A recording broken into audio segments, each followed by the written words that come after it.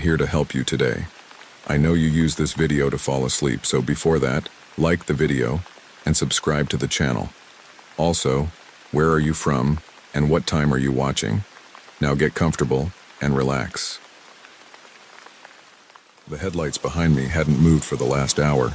At first, I dismissed it as coincidence. After all, how many roads lead out of the city at 2 a.m.?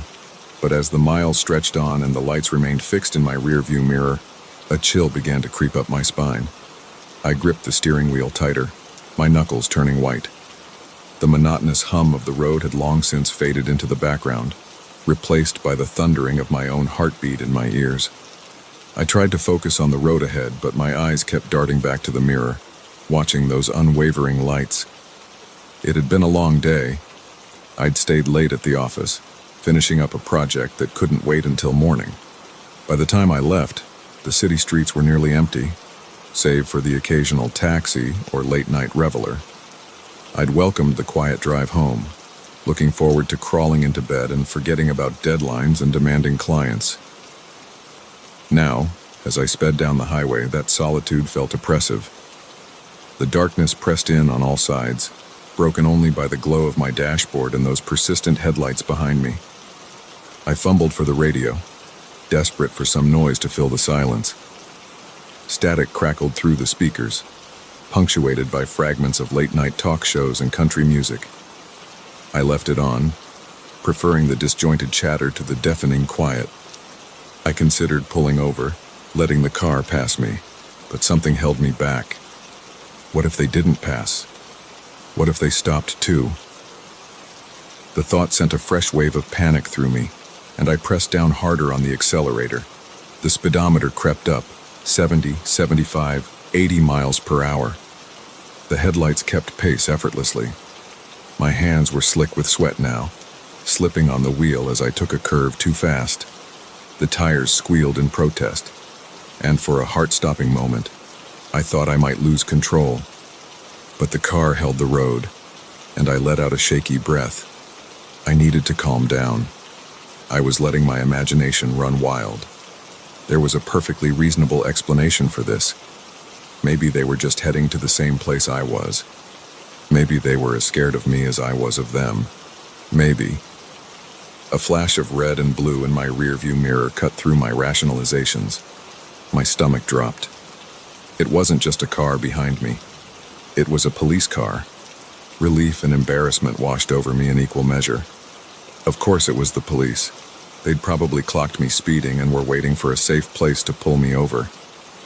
I eased my foot off the gas, looking for a good spot to stop. Up ahead, I saw a sign for a rest area. Perfect. I'd pull in there, take my ticket, and be on my way. This whole ordeal would make for a funny story tomorrow. The rest area was deserted when I pulled in, my tires crunching on the gravel. I parked near the entrance bus under the harsh glow of a flickering streetlight.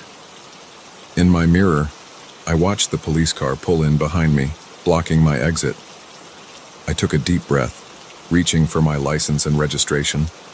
But the police car door didn't open. The lights stayed on, casting eerie shadows across the empty lot. I waited, my heart rate picking up again. Why weren't they getting out? I turned in my seat, trying to get a better look. That's when I saw it. Or rather, didn't see it. There was no one in the driver's seat of the police car. The cab was empty.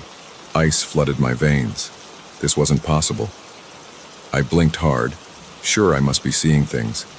But when I opened my eyes, the scene remained unchanged. An empty police car, lights flashing, blocking my only way out. My mind raced, trying to make sense of what I was seeing. Had the officer gotten out without me noticing? Were they approaching my car now? I scanned the area but saw no movement in the shadows. I reached for my phone with trembling hands, ready to call for help. But as the screen lit up, my heart sank. No signal. Of course, I was miles from anywhere, alone in a deserted rest stop with a ghost car. A sound to my left made me jump. I whipped my head around, searching for the source. There, at the edge of the light, I saw a figure. Tall, broad-shouldered, dressed in what looked like a police uniform. Relief flooded through me. There was an officer after all. This was all just a misunderstanding. I rolled down my window, ready to explain myself. But as the figure stepped closer, the words died in my throat. This was no police officer. The uniform was right, but everything else was wrong. The face was hidden in shadow, but I could see that the proportions were off. The arms were too long, the gait too jerky and unnatural. I fumbled for the window control, desperate to close it. But before I could, a hand shot out, gripping the frame. It was pale, almost translucent, with long fingers that ended in sharp, blackened nails. A low, guttural sound emerged from the figure, something between a growl and a laugh. Panic took over. I jammed the key in the ignition, not caring about the consequences. The engine roared to life, and I slammed the car into reverse. The tires spun on the gravel, kicking up stones. The hand on my window tightened, leaving deep scratches in the paint. For a terrifying moment, I thought I was stuck, but then the tires found purchase, and the car shot backward. There was a horrible screech as the creature's hand was torn away from the window. I didn't look to see if I'd hit it. I just kept going, swerving around the empty police car and back onto the highway.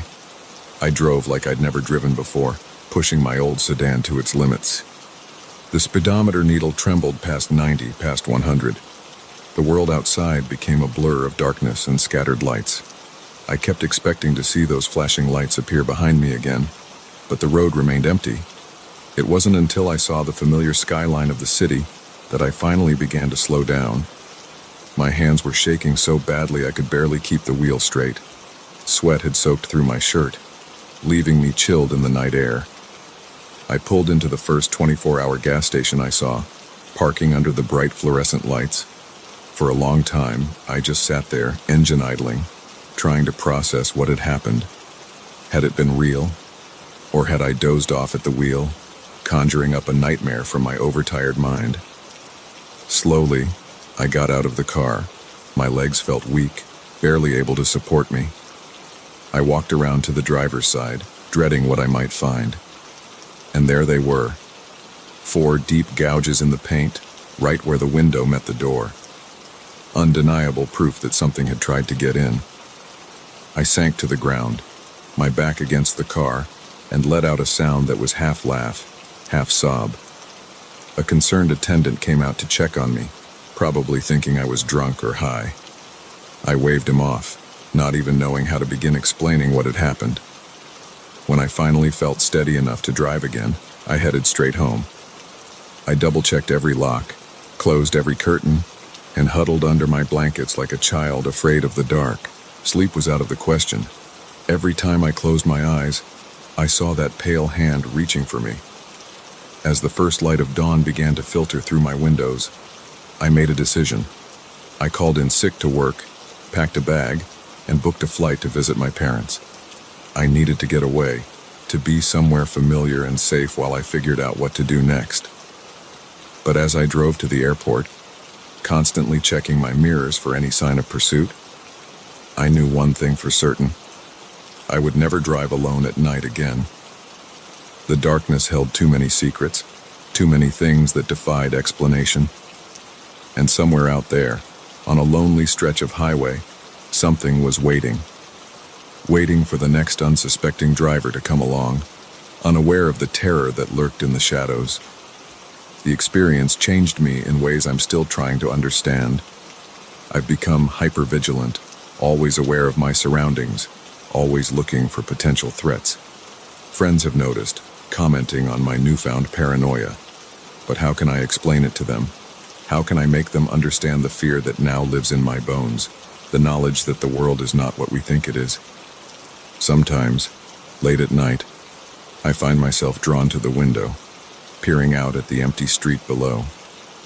And in those moments, I swear I can see a figure in the distance, standing just beyond the reach of the streetlights, waiting, watching, reminding me that no matter how far I run, no matter how safe I think I am, the night will always be there, and with it, the memory of that terrifying drive and the creature that almost caught me.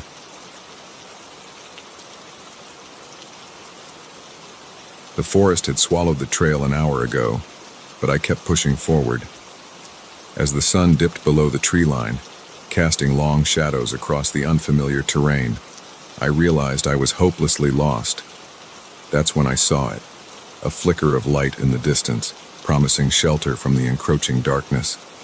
Little did I know, I was walking straight into a nightmare. My boots crunched on the carpet of pine needles as I made my way towards the light. The day had started so perfectly. Clear skies, a well-marked trail, and the promise of breathtaking views at the summit. I'd told myself this solo hike was just what I needed to clear my head after weeks of stress at work. Now, as the temperature dropped and the forest grew darker, I cursed my overconfidence. I'd veered off the main path hours ago, lured by what I thought was a shortcut. By the time I realized my mistake, the familiar markers had disappeared, replaced by dense underbrush and towering trees that all looked the same in the fading light. My phone had lost signal long ago, the map app useless without a connection. I was on my own. The light grew stronger as I approached, and I could make out the shape of a small cabin nestled in a clearing. Relief flooded through me. Even if no one was home, it would provide shelter for the night. I could figure out my way back in the morning. As I drew closer, details emerged from the gloom. The cabin was old, its wooden walls weathered and gray. A small porch sagged slightly under the weight of years, but warm light spilled from the windows, and I could see smoke curling from the chimney. Someone was home. I paused at the edge of the clearing, suddenly hesitant. There was something off about the scene, though I couldn't put my finger on what. Maybe it was the absolute silence, no birds, no insects, not even the whisper of wind through the trees. Or maybe it was the way the light from the window seemed to flicker and dance, as if from a fire rather than electric bulbs. My survival instincts warred with my desperation for shelter. In the end, desperation won out. I took a deep breath and stepped into the clearing, making my way to the front door. The porch creaked ominously under my weight as I raised my hand to knock. Before my knuckles could touch the wood, the door swung open. A man stood there, backlit by the warm glow from inside. He was tall and lean, with a scraggly beard and piercing eyes that seemed to look right through me. "Well now," he said, his voice rough as if from disuse. "What brings you to our neck of the woods?" I swallowed hard, fighting down a surge of unease. "I'm sorry to bother you," I said, trying to keep my voice steady. "I got lost on the trail and saw your light. I was hoping I could use your phone to call for help, or maybe get directions back to the main road." The man's eyes narrowed slightly, but then his face broke into a wide grin. Of course. Can't leave a fellow traveler out in the cold. Come on in." He stepped back, gesturing for me to enter. I hesitated for a moment, then stepped over the threshold. The interior of the cabin was sparse but cozy, dominated by a large fireplace where flames danced merrily. A few pieces of rustic furniture were scattered around, and I could see a small kitchenette in one corner. "Have a seat," the man said, pointing to a worn armchair near the fire. "Warm yourself up. I'll see about that phone for you." I sank into the chair gratefully, feeling the heat from the fire chase away the chill that had settled into my bones.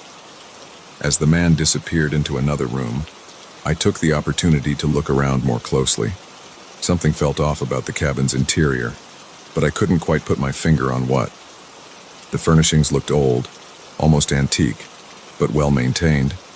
There were no personal touches, though, no photos, no knickknacks, nothing to suggest someone actually lived here. My eyes fell on a small table near the door. A collection of odd items was spread across its surface. A tarnished pocket watch, a handful of what looked like old coins, a smudged pair of glasses. They looked like the sort of things you'd find in the pockets of... A chill ran down my spine, one that had nothing to do with the cool night air outside.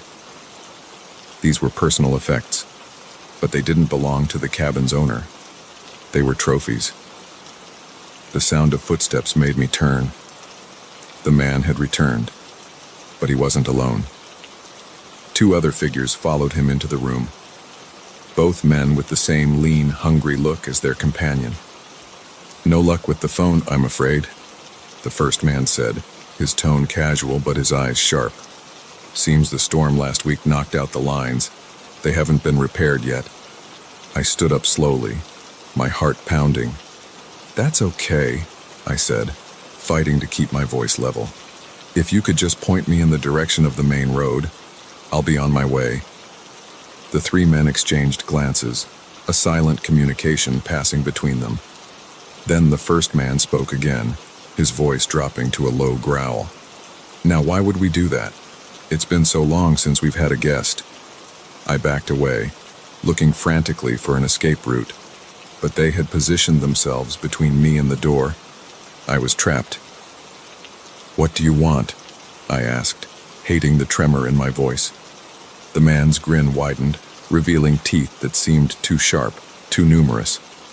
"Why, we want you to stay, of course, forever." They moved with inhuman speed, closing the distance between us in the blink of an eye. I lashed out blindly, my fist connecting with one man's jaw. He stumbled back, more surprised than hurt, and I used the moment of confusion to make a break for it. I dove past them, yanking the door open and plunging into the night. Behind me, I could hear shouts of anger, followed by the sound of pursuit. I ran like I'd never run before, branches whipping at my face, roots threatening to trip me with every step. I had no idea where I was going, no plan beyond putting as much distance between myself and that cabin as possible. The forest was pitch black now, the trees looming like silent sentinels on all sides. More than once I stumbled, only to scramble back to my feet and keep running. The sounds of pursuit grew fainter, but I didn't slow down.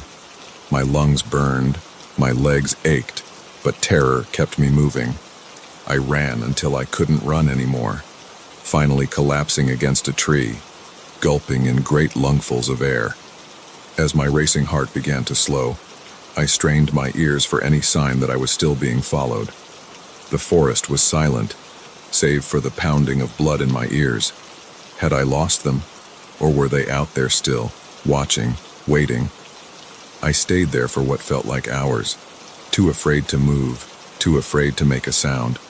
Gradually, the adrenaline began to wear off, leaving me exhausted and shivering in the cool night air. I knew I couldn't stay here. I had to keep moving, had to find my way out of this forest before they found me again. With aching muscles protesting every movement, I pushed myself to my feet. The sky had begun to lighten, the first gray hints of dawn breaking through the canopy above. With the growing light came a surge of hope. I could do this. I could survive this.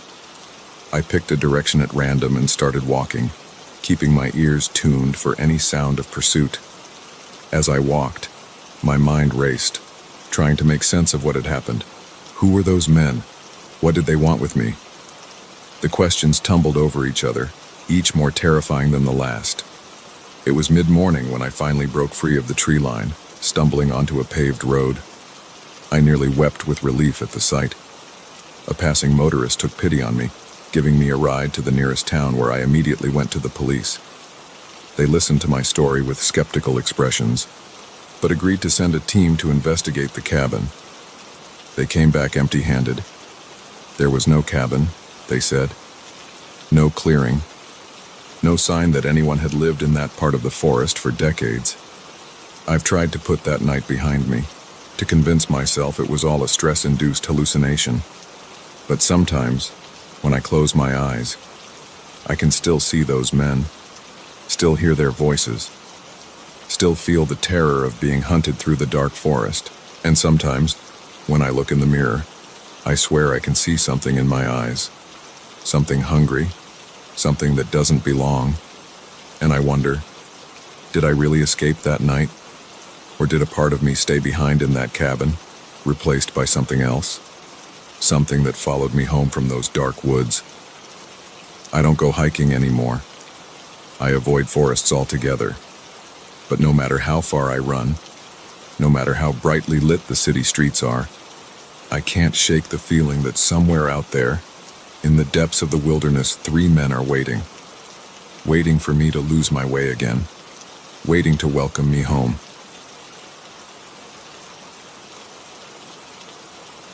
The first thump from upstairs made me pause the movie. The second sent chills down my spine. By the third, I knew something was terribly wrong in this house. I was supposed to be watching the kids, but now I wasn't sure if they were even in their beds anymore. I'd been babysitting for the Millers for about 6 months now. They were good people, always paid on time, and their kids, Emma, 8, and Liam, 6, were generally well behaved. Tonight was supposed to be like any other night. Mr. and Mrs. Miller had gone out for their monthly date night, leaving me in charge until around midnight. The evening had started normally enough. I'd made mac and cheese for dinner, the kids' favorite, supervised bath time, and then tucked them into bed with a story. By 9 p.m., the house was quiet, and I'd settled onto the couch with some homework and the TV for background noise. That's when I heard it, a soft thump from upstairs, like something heavy falling onto carpet. I muted the TV, listening intently. For a few moments, there was nothing but silence. I was about to chalk it up to my imagination when I heard it again, louder this time. My heart began to race. It could be nothing, I told myself. Maybe one of the kids had gotten up to use the bathroom, or perhaps it was just the house settling. Old houses made weird noises all the time, right? But then came the third thump, followed by what sounded like footsteps. Heavy footsteps, not the light patter of children's feet. I stood up slowly, my textbook falling forgotten to the floor. "Emma? Liam?" I called out, trying to keep my voice steady. "Is everything okay up there?" No response, just more silence. I took a deep breath, steeling myself. I had to check on the kids. It was my job, after all. But as I approached the stairs, every instinct screamed at me to run, to get out of the house and call for help. I ignored the voice of fear and began to climb, each step creaking under my weight. The upstairs hallway was dark, shadows stretching ominously from the nightlight plugged into the wall. I made my way to Emma's room first, pushing the door open slowly. "Emma," I whispered, peering into the darkness. My hand fumbled for the light switch, and I blinked as the room was suddenly illuminated. The bed was empty, covers thrown back as if she'd left in a hurry. My breath caught in my throat as I noticed her favorite stuffed animal, a worn teddy bear she never slept without, lying on the floor. Panic rising, I rushed to Liam's room next door. The scene was the same, an empty bed, rumpled sheets, no sign of the little boy who should have been sleeping soundly. "Emma, Liam," I called out, no longer caring about keeping quiet. "Where are you?" The house remained silent, mocking my growing fear. I checked the bathroom, finding it empty, then the guest room, the closets, even under the beds. Nothing. As I stood in the hallway, trying to figure out what to do next, I heard another noise. This time, it was coming from downstairs. A soft scraping sound, like furniture being moved. My mind raced.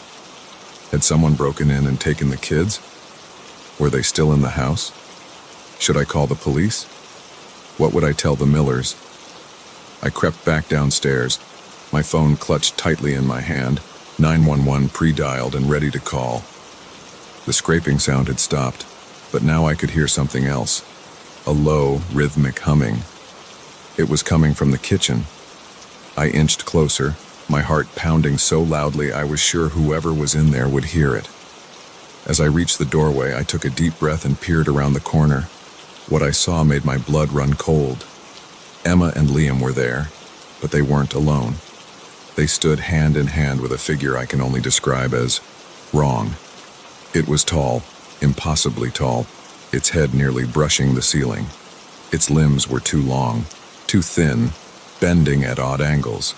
And its face, God, its face, where features should have been, there was only smooth, pale skin, interrupted by a wide, tooth-filled grin that stretched from ear to ear. The creature was swaying gently, humming that eerie tune, and the children swayed with it, their eyes glassy and unfocused. I must have made a sound, a gasp, a whimper, I'm not sure, because suddenly, that featureless face turned towards me. The grin widened, if that was even possible, and it raised one long-fingered hand in a grotesque parody of a wave. I ran. I ran like I'd never run before, out the front door and into the street, screaming for help. Lights came on in neighboring houses, curious and concerned faces appearing in windows. But I couldn't stop. Couldn't explain. All I could do was run and scream. I don't remember much of what happened next. I have vague memories of police cars, of trying to explain what I'd seen to skeptical officers, of the Millers rushing home, their faces pale with worry, of the frantic search of the house that turned up nothing, no creature, no sign of a break-in, and most disturbingly, no Emma and Liam. The days that followed were a blur of questioning and accusations. The police suspected me at first, the babysitter who conveniently lost the kids she was supposed to be watching. But there was no evidence of foul play, no signs of struggle. It was as if Emma and Liam had simply vanished into thin air. The Millers didn't blame me, at least not openly, but I could see it in their eyes, the unspoken question, how could you let this happen? Weeks turned into months. The search for Emma and Liam continued, but hope dwindled with each passing day. I tried to move on with my life, to forget that terrible night, but the memories haunted me. The sound of that humming, the sight of that grinning, featureless face, they followed me into my dreams, turning them into nightmares. I stopped babysitting. I couldn't bear the thought of being responsible for someone else's children, not after what had happened. I threw myself into my studies, trying to drown out the guilt and fear with academic pursuits. But late at night, when the house was quiet and the shadows grew long, I'd find myself listening for that soft thump, that eerie hum, wondering if the creature would come for me next. It was almost a year later when it happened. I was home alone, studying for finals, when I heard it, that familiar thump from upstairs. My blood ran cold, memories of that night flooding back. For a long moment, I sat frozen, unable to move. Then, slowly, I stood up. I knew I should run, should call for help, but a part of me needed to know, needed to see. I climbed the stairs, each step feeling like it took an eternity. The upstairs hallway was dark, just like that night. But this time, there was a faint glow coming from under my bedroom door. With a trembling hand, I reached for the doorknob. I hesitated for a moment, then steeled myself and pushed the door open. There, in the center of my room, stood Emma and Liam. They looked exactly as they had a year ago, not a day older.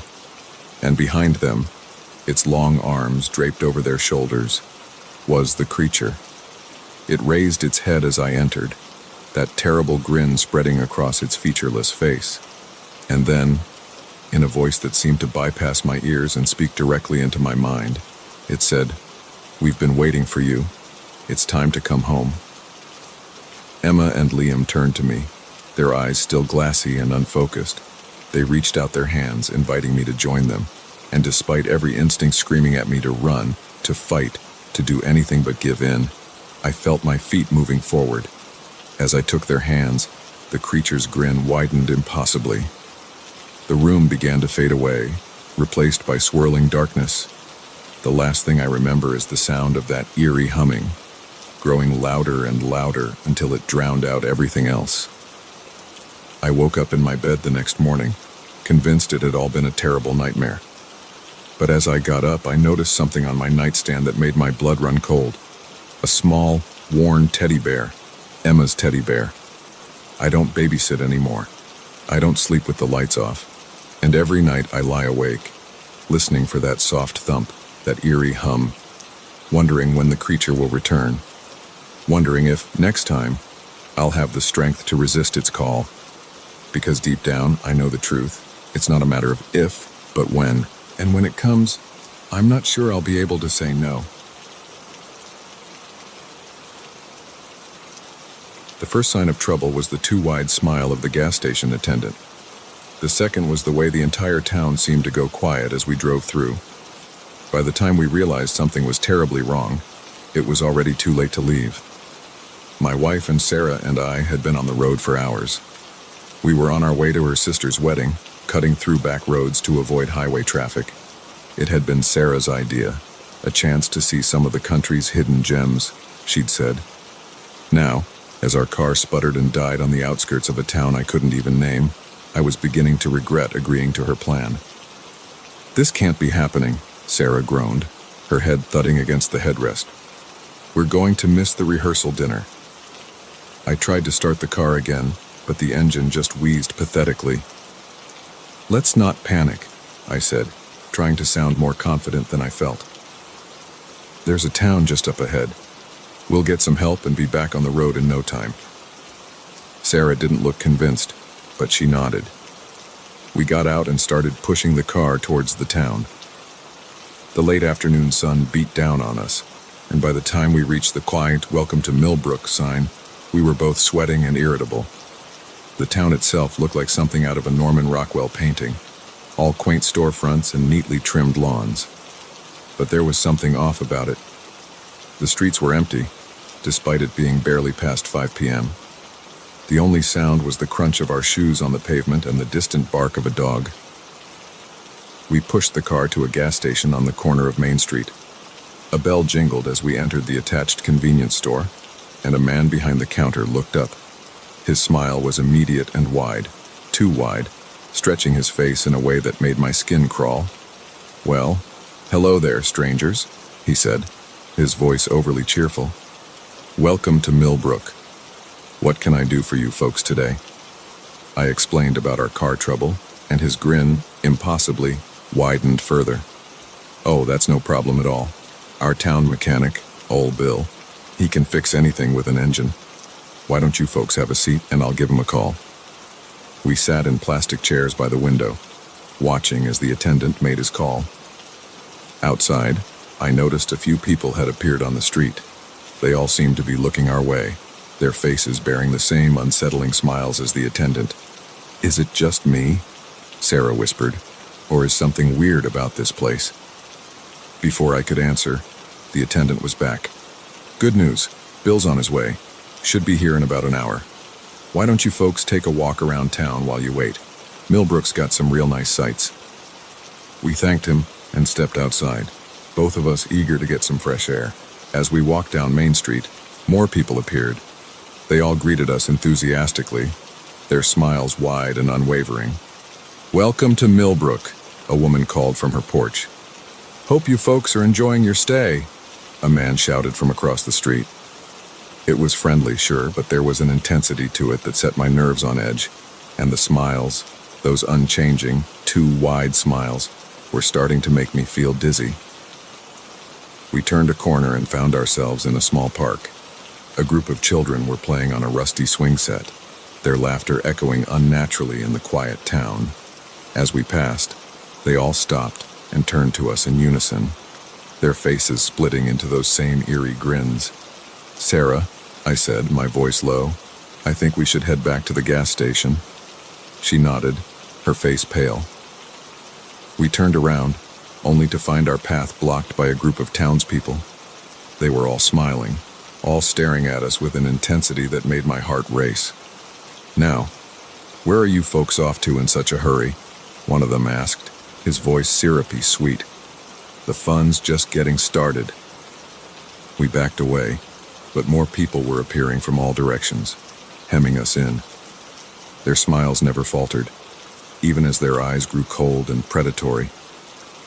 "What do you want?" I asked, trying to keep the fear out of my voice. "Why? We want you to stay," a woman chirped. "Millbrook's always looking for new residents, and you two look like you'd fit right in." Sarah grabbed my hand, squeezing it tight. I could feel her trembling. "That's very kind," I said, forcing a smile of my own. "But we really need to get going. My sister-in-law's wedding, you see." The crowd's smiles widened, and I swear I heard joints popping from the strain. "Oh, but we insist," the first man said. "Millbrook's the kind of place you never want to leave. Isn't that right, folks?" A chorus of agreement rippled through the crowd, the sound unnaturally in sync. They began to move closer, their hands outstretched as if to grab us. Panic surged through me. I grabbed Sarah's arm and yelled, "Run!" We took off, pushing through the crowd, hands grasped at our clothes, trying to hold us back, but somehow we broke free. We ran down unfamiliar streets, the sound of pursuit close behind. The entire town seemed to have come alive, all of them chasing us with those horrible, unchanging smiles. We turned a corner and found ourselves back on Main Street. Our car was still at the gas station, and to my shock, it looked like it had been fixed. The hood was closed, and I could see the keys in the ignition. "The car," Sarah gasped. "We can make it." We sprinted towards it, the sounds of the townspeople growing closer. Just as we reached the car, a hand grabbed my shoulder. I turned to see the gas station attendant, his smile now a rictus of fury. "Now that's not very neighborly," he snarled, trying to leave without saying goodbye. I shoved him away and dove into the driver's seat. Sarah was already in, slamming her door shut. I turned the key and the engine roared to life. The townspeople had surrounded the car, their hands beating against the windows, those terrible smiles still plastered on their faces. I threw the car into reverse, not caring if I hit anyone. They fell back as I peeled out of the gas station and onto the road. In the rearview mirror, I could see them standing in the middle of the street, watching us go. Their smiles never faltered, even as they grew smaller in the distance. We drove in silence for a long time, both of us too shaken to speak. It wasn't until we passed a sign welcoming us to the next county that Sarah finally spoke. What was that place?" she asked, her voice barely above a whisper. I shook my head, my hands still gripping the steering wheel tightly. "I don't know, and I don't ever want to find out." We made it to her sister's wedding, arriving just as the rehearsal dinner was wrapping up. We made excuses about car trouble, leaving out the details of our experience in Millbrook. Who would believe us anyway? But in the weeks and months that followed, I couldn't shake the memory of those smiles. I'd wake up in a cold sweat, the echo of their two cheerful voices ringing in my ears. Sarah and I would avoid talking about it, but I could see in her eyes that she was haunted by it too. We never took back roads again, sticking to main highways no matter how bad the traffic. And whenever we passed a small town, I'd feel my heart rate pick up, half expecting to see those wide, unnatural smiles greeting us. Sometimes, late at night, I find myself wondering about Millbrook. Is it still there, waiting for unsuspecting travelers? Are there others trapped behind those smiling faces, silently screaming for help? Or was it all some kind of shared hallucination, brought on by heat and stress? But then I'll catch a glimpse of someone smiling just a bit too widely, or hear a laugh that sounds just a little too cheerful, and I'll feel that same panic rising in my chest. And I'll know, deep in my bones, that what we experienced was real, that somewhere out there in the hidden corners of the country, Millbrook is waiting with open arms and wide, unchanging smiles, ready to welcome its next new residents. And I'll drive a little faster, eyes fixed firmly on the road ahead, trying to outrun the memory of a town where everyone smiles, but no one is happy.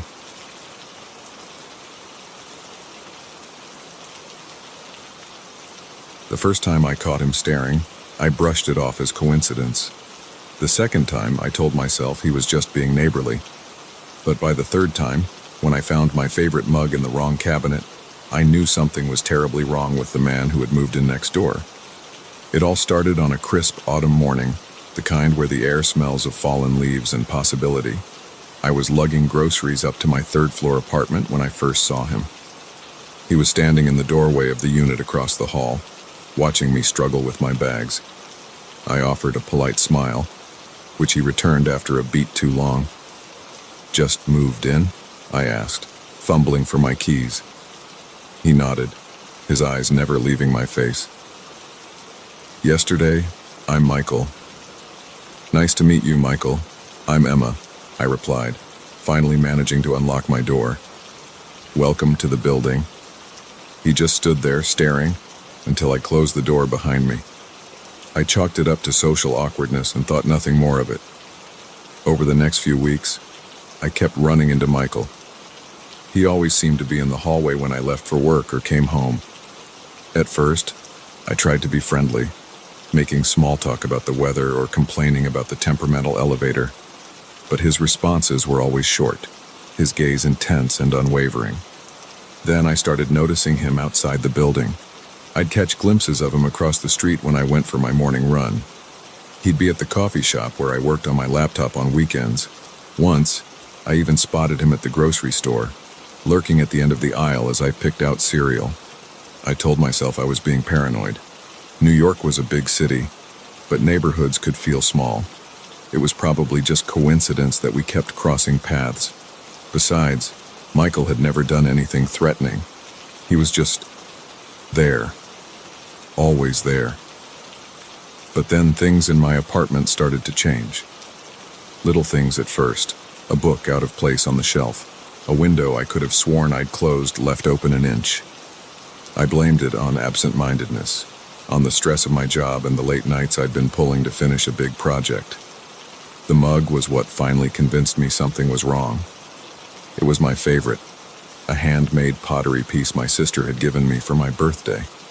I always kept it in the cabinet right above the coffee maker, but one morning, I opened that cabinet and it wasn't there. I found it 2 cabinets over, nestled between plates I rarely used. My hands shook as I made my coffee that morning. There was no way I had put it there. No way I could have been that distracted, which meant someone else had been in my apartment. And I had a sinking feeling I knew who it was. I started taking precautions. I changed the locks, installed a security camera in my living room, and asked the building manager to check if anyone had requested access to my apartment. She assured me no one had, but the uneasy feeling in my stomach didn't go away. The camera footage showed nothing out of the ordinary, but items kept moving around my apartment. My throw pillows would be arranged differently when I came home. The books on my nightstand would be in a new order. Once, I even found a shirt I'd never seen before mixed in with my laundry. I became a nervous wreck. I couldn't sleep, jumping at every creak and groan of the old building. I started staying late at work, dreading the moment I'd have to return home. My friends noticed the change in me, but how could I explain? I had no proof, just a growing certainty that my neighbor was somehow getting into my apartment and... what? Moving things around, watching me sleep. The possibilities were terrifying. One night, about 2 months after Michael had moved in, I woke up to a noise in my living room. My heart leapt into my throat as I lay there, ears straining in the darkness. There it was again, a soft, shuffling sound like someone trying to move quietly across my hardwood floors. I reached for my phone with trembling hands, ready to call 911. But as my fingers touched the screen, a shadow fell across my bedroom doorway. I froze, hardly daring to breathe. To Emma. Michael's voice was soft, almost gentle. I know you're awake. I squeezed my eyes shut, praying this was just a nightmare. But when I opened them again, he was still there, a dark silhouette against the faint light from the living room. How did you get in here? I managed to whisper, my voice shaking. He chuckled, a low sound that sent chills down my spine. I've always been here, Emma. You just didn't notice me before. He took a step into the room, and I scrambled back against my headboard. Stay away from me, I yelled, finally finding my voice. I'm calling the police. No, you're not, he said calmly. And to my horror, I saw my phone in his hand. I didn't want it to be like this, Emma. I wanted you to invite me in willingly, but you're making things so difficult. My mind raced, trying to find a way out of this nightmare. The window was too high to jump, and he was blocking the only door. I was trapped. What do you want from me? I asked, trying to keep him talking while I looked for something, anything I could use as a weapon. Michael took another step closer, and in the dim light, I could see his face. His eyes were wide, feverish, his smile too wide and full of teeth. I want us to be together, Emma. I've watched you for so long. I know everything about you. Your hopes, Your fears, your dreams. We're perfect for each other. Can't you see that? I shook my head, tears streaming down my face. You don't know me. You're sick, Michael. You need help. His face darkened, the smile twisting into something ugly. I'm not sick, he snarled. I love you. Why can't you understand that? He lunged forward, hands outstretched. I screamed and rolled off the bed, narrowly avoiding his grasp. I ran for the door, but he was faster, grabbing my arm and yanking me back. We struggled, crashing into my dresser. I felt something sharp against my hand and grabbed it without thinking, a pair of scissors I'd left out. I swung blindly, feeling the blade connect with something soft. Michael let out a howl of pain and stumbled back. I didn't wait to see how badly I'd hurt him. I ran out of the bedroom, through the living room and into the hallway. I pounded on doors, screaming for help. Lights came on, doors opened. My neighbors emerged, confused and alarmed. Someone was calling the police. I collapsed in the hallway, shaking and sobbing. The police arrived quickly. They found Michael in my apartment, bleeding from a cut on his arm. As they led him away in handcuffs, he kept calling my name, telling me he loved me, that we were meant to be together. The aftermath was a blur of police statements and victim support services. I learned that Michael had been stalking women for years, moving from city to city when things got too hot. He'd chosen me as his latest obsession, but I was the first to fight back. I couldn't stay in that apartment after what happened. I moved, changed jobs, even changed my name. But the fear lingered. For months, I'd wake up in the middle of the night, certain I could hear footsteps in my living room.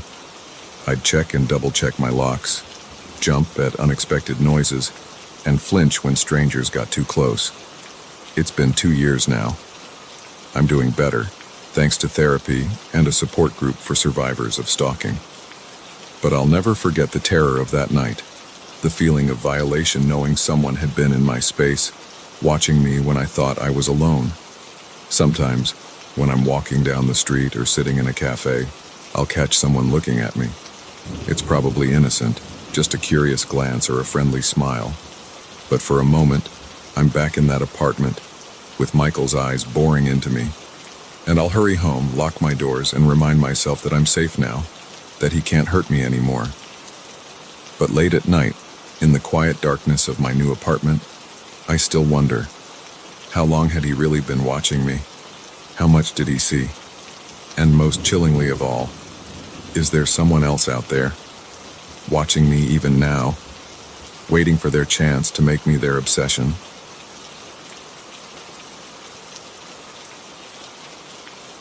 The moment the lights flickered and died, I knew this wasn't going to be an ordinary night shift. In the sudden darkness, surrounded by the hum of servers and the eerie glow of emergency lights, I realized I was no longer alone in the data center. Someone was here who shouldn't be, and they were after something far more valuable than hardware. I'd been working the night shift at Centex Data Solutions for about 6 months. It was a cushy gig, most nights. Monitor the systems, run some routine maintenance, and occasionally restart a server that decided to throw a tantrum. The pay was good, the hours suited my night owl tendencies, and the solitude gave me time to work on my side projects. That night started like any other. I arrived at 10 p.m., nodded to the day shift guy as he practically ran out the door, and settled in for my 12-hour stint. The first few hours were uneventful. I ran some diagnostics, answered a couple of emails from the overseas team, and was just about to dig into my midnight snack when it happened. The lights flickered once, twice, and then went out completely. For a moment, there was total darkness. Then the red glow of emergency lights kicked in, casting everything in an ominous crimson hue. My first thought was power failure, but that didn't make sense. We had multiple redundancies in place, including a generator that could power the entire building for days. This kind of total blackout shouldn't be possible. I reached for the phone to call my supervisor, but the line was dead. My cell phone showed no signal. It was as if we'd been completely cut off from the outside world. That's when I heard it. A soft thud from somewhere in the server room. My heart rate spiked. I was supposed to be the only one here. "Hello," I called out, trying to keep my voice steady. "Is someone there?" No response, but I could have sworn I heard the shuffle of feet. I grabbed a flashlight from my desk and slowly made my way into the maze of server racks. The beam of light cut through the red-tinged darkness, illuminating rows upon rows of blinking lights and humming machines. "This is a secure facility," I said, louder this time. "If someone's in here, you need to identify yourself immediately." Again, no response. But as I rounded a corner, I caught a glimpse of movement out of the corner of my eye. Someone ducking behind a server rack. My palms were sweaty now, the flashlight slippery in my grip. I should leave, I thought. Call the police. But with the phones down, I had no way to contact anyone. And if these intruders were after what I thought they were, I couldn't just walk away. I crept forward, every sense on high alert. The constant hum of the servers, usually background noise to me, now seemed deafening. I strained to hear any sound that might give away the intruders' positions. As I neared the back of the room, where our most sensitive servers were kept, I heard voices, low, urgent whispers that I couldn't quite make out. I killed my flashlight and pressed myself against a server rack, inching closer. "Faster," one voice hissed. "We don't have much time." "I'm working as fast as I can," another replied. "This encryption is state-of-the-art. It's not like cracking your grandma's Facebook password." I peered around the corner and my blood ran cold. Two figures hunched over a laptop, which was connected directly to one of our most secure servers. They were dressed all in black, faces obscured by ski masks. This was bad, really bad.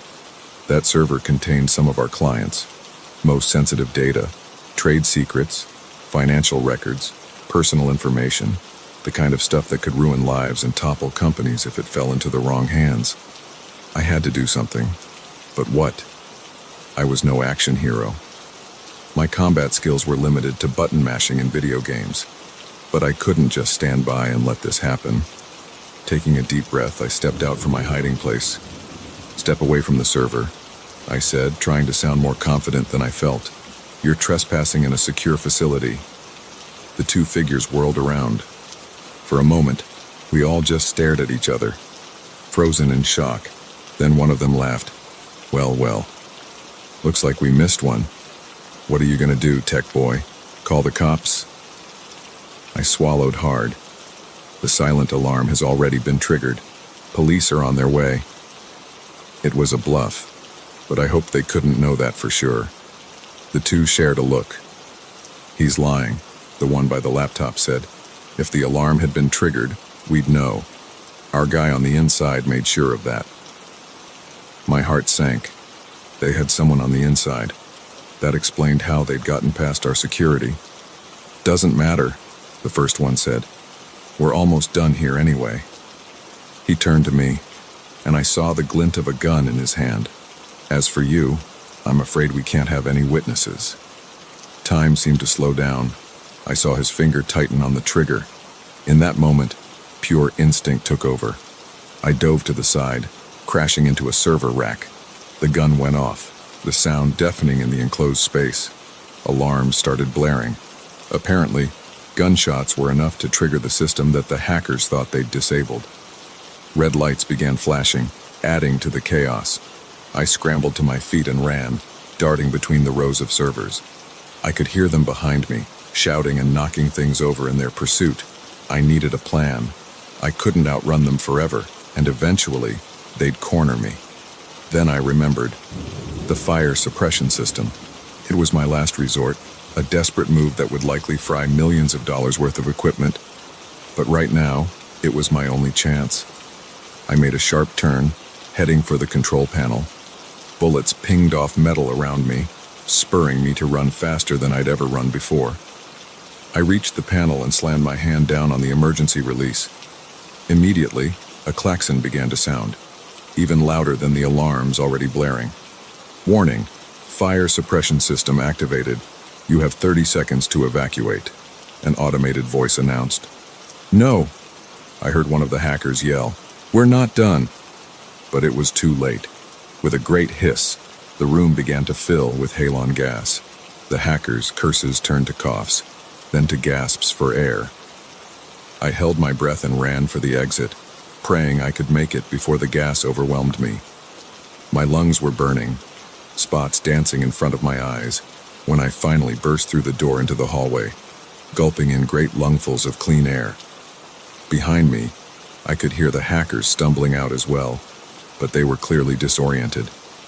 By the time they recovered, the sound of approaching sirens filled the air.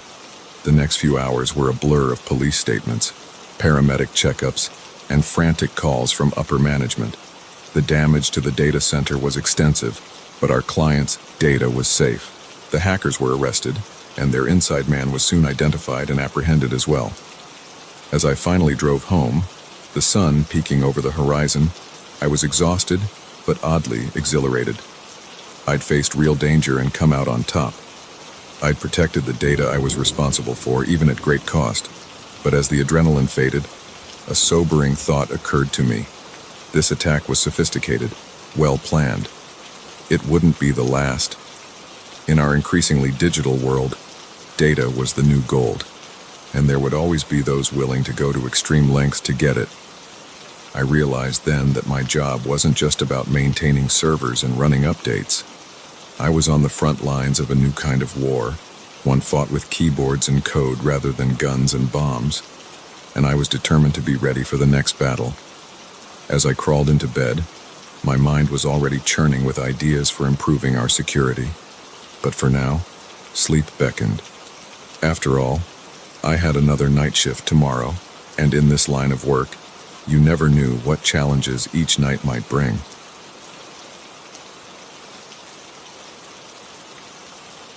The first growl echoed through the cave, freezing us all in place. The second made our blood run cold. By the third, we knew with terrifying certainty that we weren't alone in this dark, underground maze. And whatever was in here with us, it was hungry. It was supposed to be a simple day hike, a chance for me and my 3 closest friends to escape the city and enjoy some fresh air. Jake, our self-proclaimed wilderness expert, had heard about a little-known trail that led to some spectacular views. Sarah, always up for an adventure, jumped at the idea. Mike and I were more hesitant, but we eventually gave in to their enthusiasm. The hike started off great. The weather was perfect, cool and crisp with a light breeze. We laughed, shared stories, and marveled at the beauty of nature around us. But as the hours wore on, the trail became less defined. Jake assured us we were going the right way, but I could see the uncertainty in his eyes. By late afternoon, we had to admit it. We were lost. The sun was sinking lower in the sky, and the temperature was dropping rapidly. That's when Sarah spotted the cave entrance, half hidden behind a cluster of boulders. We should stay there for the night, she suggested. It'll shelter us from the wind, and we can figure out our way back in the morning. None of us liked the idea much, but with darkness approaching and no better options, we reluctantly agreed. The cave entrance was narrow, forcing us to go in single file. I went last, casting one final glance at the fading daylight before ducking into the darkness. The interior of the cave opened up into a larger chamber. Our flashlights cast eerie shadows on the rough stone walls. Water dripped somewhere in the distance, the sound echoing ominously. "Well, this is cozy," Mike said, his attempt at humor falling flat in the oppressive atmosphere. We set up our makeshift camp, spreading out sleeping bags and dividing up the meager rations we had left. No one felt much like talking. The weight of our situation, lost in a cave with limited supplies, was starting to sink in. I was just about to suggest we try to get some sleep when we heard it. A low, rumbling growl that seemed to come from the very walls of the cave. We all froze, eyes wide in the dim light of our flashlights. "What was that?" Sarah whispered, her voice trembling. "Probably just the wind," Jake said, but he didn't sound convinced. Then we heard it again, louder this time, and closer. "That's not the wind," Mike said, scrambling to his feet. "We need to get out of here." But as we turned towards the entrance, Another growl came from that direction. Whatever it was between us and our only way out. "There's got to be another way," I said, trying to keep my voice steady. "Caves like this often have multiple chambers. Maybe we can find another exit." It wasn't much of a plan, but it was all we had. We quickly packed up our things, hands shaking as we stuffed sleeping bags into backpacks. The growls were getting more frequent now, interspersed with the sound of something large moving in the darkness. We moved deeper into the cave, our flashlights providing meager illumination in the pitch black. The passage narrowed, then widened again into another chamber, but this one wasn't empty. Our lights fell on a pile of bones in the corner. Some were clearly animal, but others looked disturbingly human. Sarah let out a choked sob. Oh God, what is this place?" As if in answer, a roar shook the cave, so loud it made my ears ring. And then we saw it. It emerged from a shadowy crevice, a creature that shouldn't exist. It was massive, easily 7 feet tall, with a body that seemed to be a nightmarish blend of bear and something almost human. Its eyes reflected our flashlight beams, glowing an eerie yellow. Saliva dripped from jaws filled with teeth as long as my fingers. For a moment, we all stood frozen in terror. Then Jake shouted, "Run!" And we all snapped into action. We bolted down a side passage, the creature's roars and the sound of its massive body scraping against stone close behind. We ran blindly, taking turns at random, driven by pure terror. I don't know how long we ran. Time seemed to lose all meaning in the darkness. But eventually, we found ourselves in a small chamber with no other exits. We were trapped. The creature's growls grew closer. We pressed ourselves against the far wall, flashlights pointed at the entrance. I could feel Sarah trembling beside me, hear Mike's rapid, panicked breathing. "What do we do?" Sarah whimpered. I looked around desperately, searching for anything that might help us. That's when I noticed the strange markings on the wall behind us. They looked ancient, like cave paintings. But there was something off about them. They seemed to shimmer faintly in the light of our flashlights. On impulse, I reached out and touched one. To my shock, my hand passed right through the stone. "Guys," I gasped. "I think I found something." But before I could explain, the creature appeared at the entrance to our chamber. It filled the entire opening, its yellow eyes fixed on us with predatory intensity. "Go!" I shouted, pushing Sarah towards the wall. "Through the markings!" I don't think they understood, but survival instinct took over. One by one, they pressed against the wall and vanished. I could hear the creature's enraged roar as it realized its prey was escaping. Just as I felt its hot breath on my neck, I threw myself at the wall. There was a moment of vertigo, a sensation of falling, and then I was tumbling onto soft grass under an open sky. I looked up to see Sarah, Mike, and Jake staring at me with wide eyes. Behind us was a sheer rock face, no sign of a cave entrance, just those same strange, shimmering markings. We were safe, somehow transported out of the cave and back to the surface. But as the adrenaline faded and relief set in, new questions arose. What was that creature? How had we traveled through solid rock? And most troublingly, how many other hikers had stumbled into that cave, never to return? We made our way back to civilization in a daze. Our story met with disbelief by the park rangers. They searched the area we described, but found no cave, no monster. Just those strange markings, which they dismissed as ordinary rock formations. In the months that followed, we tried to move on with our lives, but the memory of that night in the cave haunted us. We'd seen something that defied explanation, experienced something that challenged everything we thought we knew about reality. I found myself researching cryptozoology, cave systems, even quantum physics, searching for any explanation for what we'd encountered. Sarah threw herself into her work, while Mike turned to religion, finding comfort in faith. Jake, ironically, swore off the outdoors entirely. We don't talk about that night much anymore. It's too unbelievable, too terrifying to put into words. But sometimes, when I'm alone in the dark, I swear I can hear a distant growl, and I wonder about that creature, still lurking in its underground lair, waiting for its next unsuspecting victims. And I think about those markings, that impossible portal that saved our lives. What were they? Who put them there? Are there others, scattered around the world, waiting to be discovered? I don't have answers, but I know one thing for certain. The next time someone suggests a hike to see some spectacular views, I'm staying home. Some adventures, it turns out, are better left unexplored.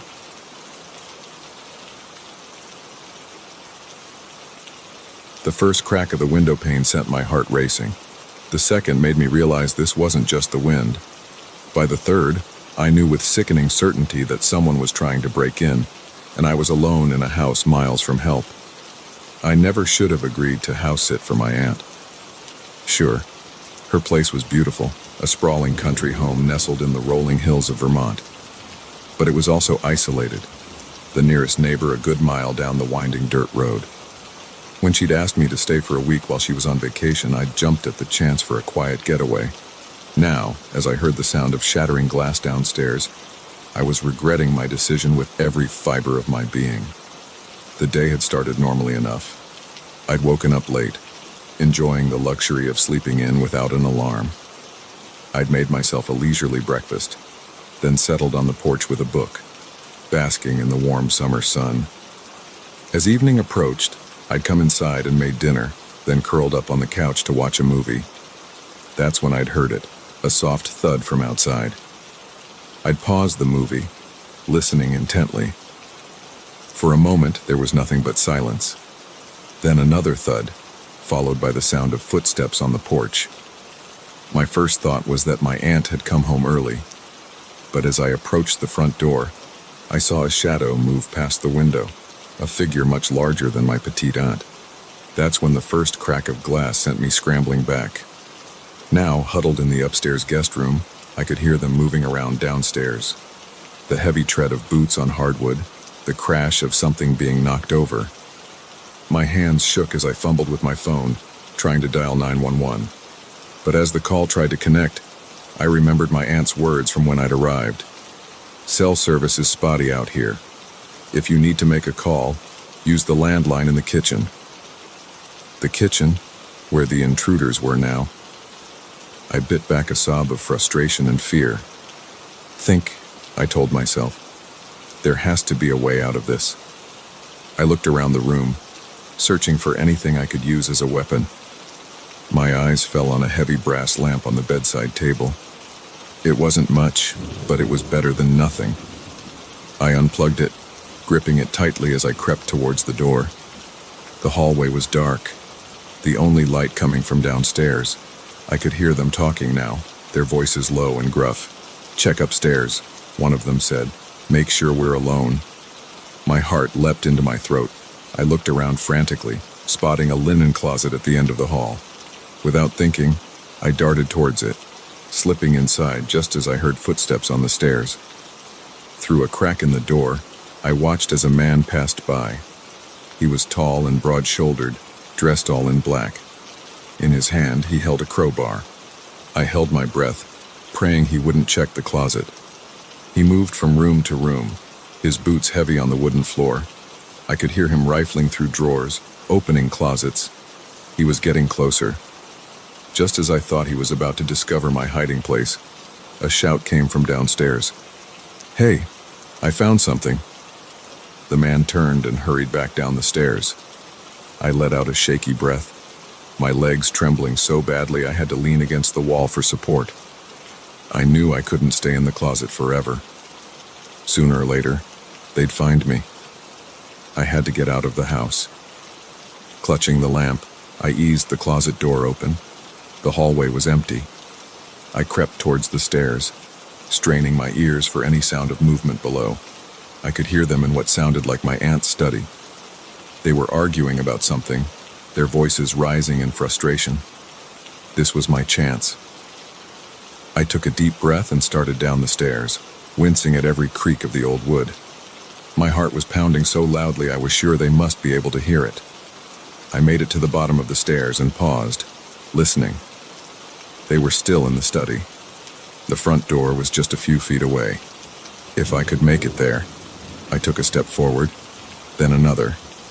The door was so close. Just a few more steps. Suddenly, a floorboard creaked loudly under my foot. The voices in the study stopped abruptly. "What was that?" one of them asked. Panic surged through me. I abandoned all attempts at stealth and ran for the door, yanking it open and bursting out into the cool night air. Behind me, I could hear shouts and the pounding of feet. I ran down the porch steps and across the lawn, heading for the woods that bordered the property. Branches whipped at my face as I plunged into the trees, but I didn't slow down. I could hear them crashing through the underbrush behind me, their angry shouts echoing in the darkness.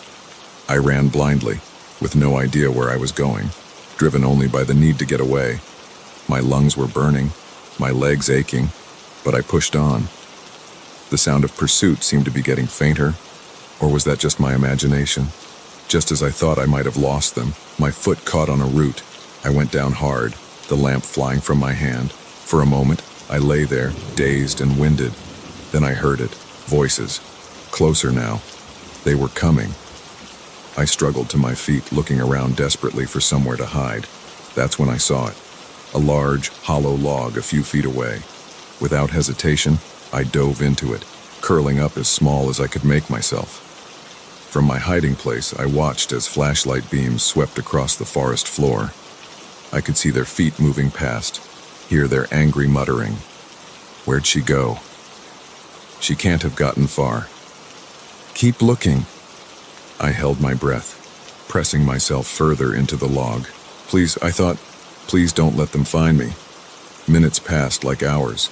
I could hear them moving around, searching. More than once, a beam of light passed over my hiding place, and I was sure I'd been discovered. But each time, they moved on. Finally, after what felt like an eternity, I heard one of them say, "Forget it. She's long gone. Let's get out of here before someone shows up."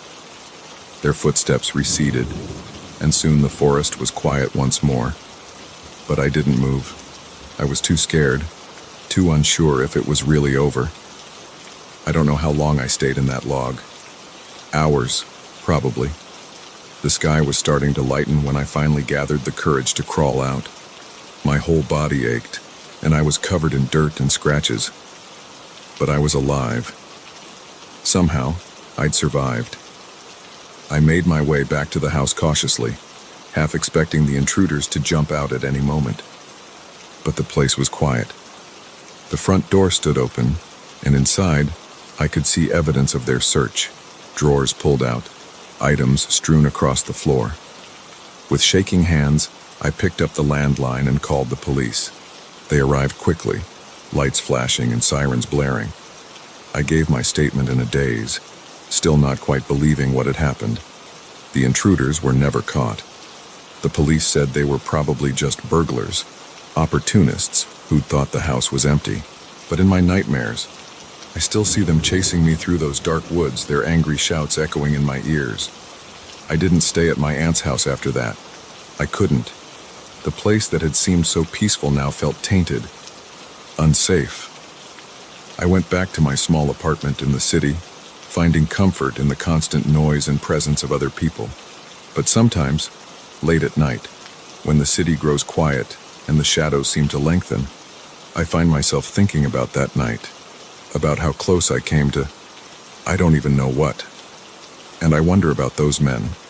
Who were they really? What were they looking for? I'll probably never know the answers, but one thing's for certain.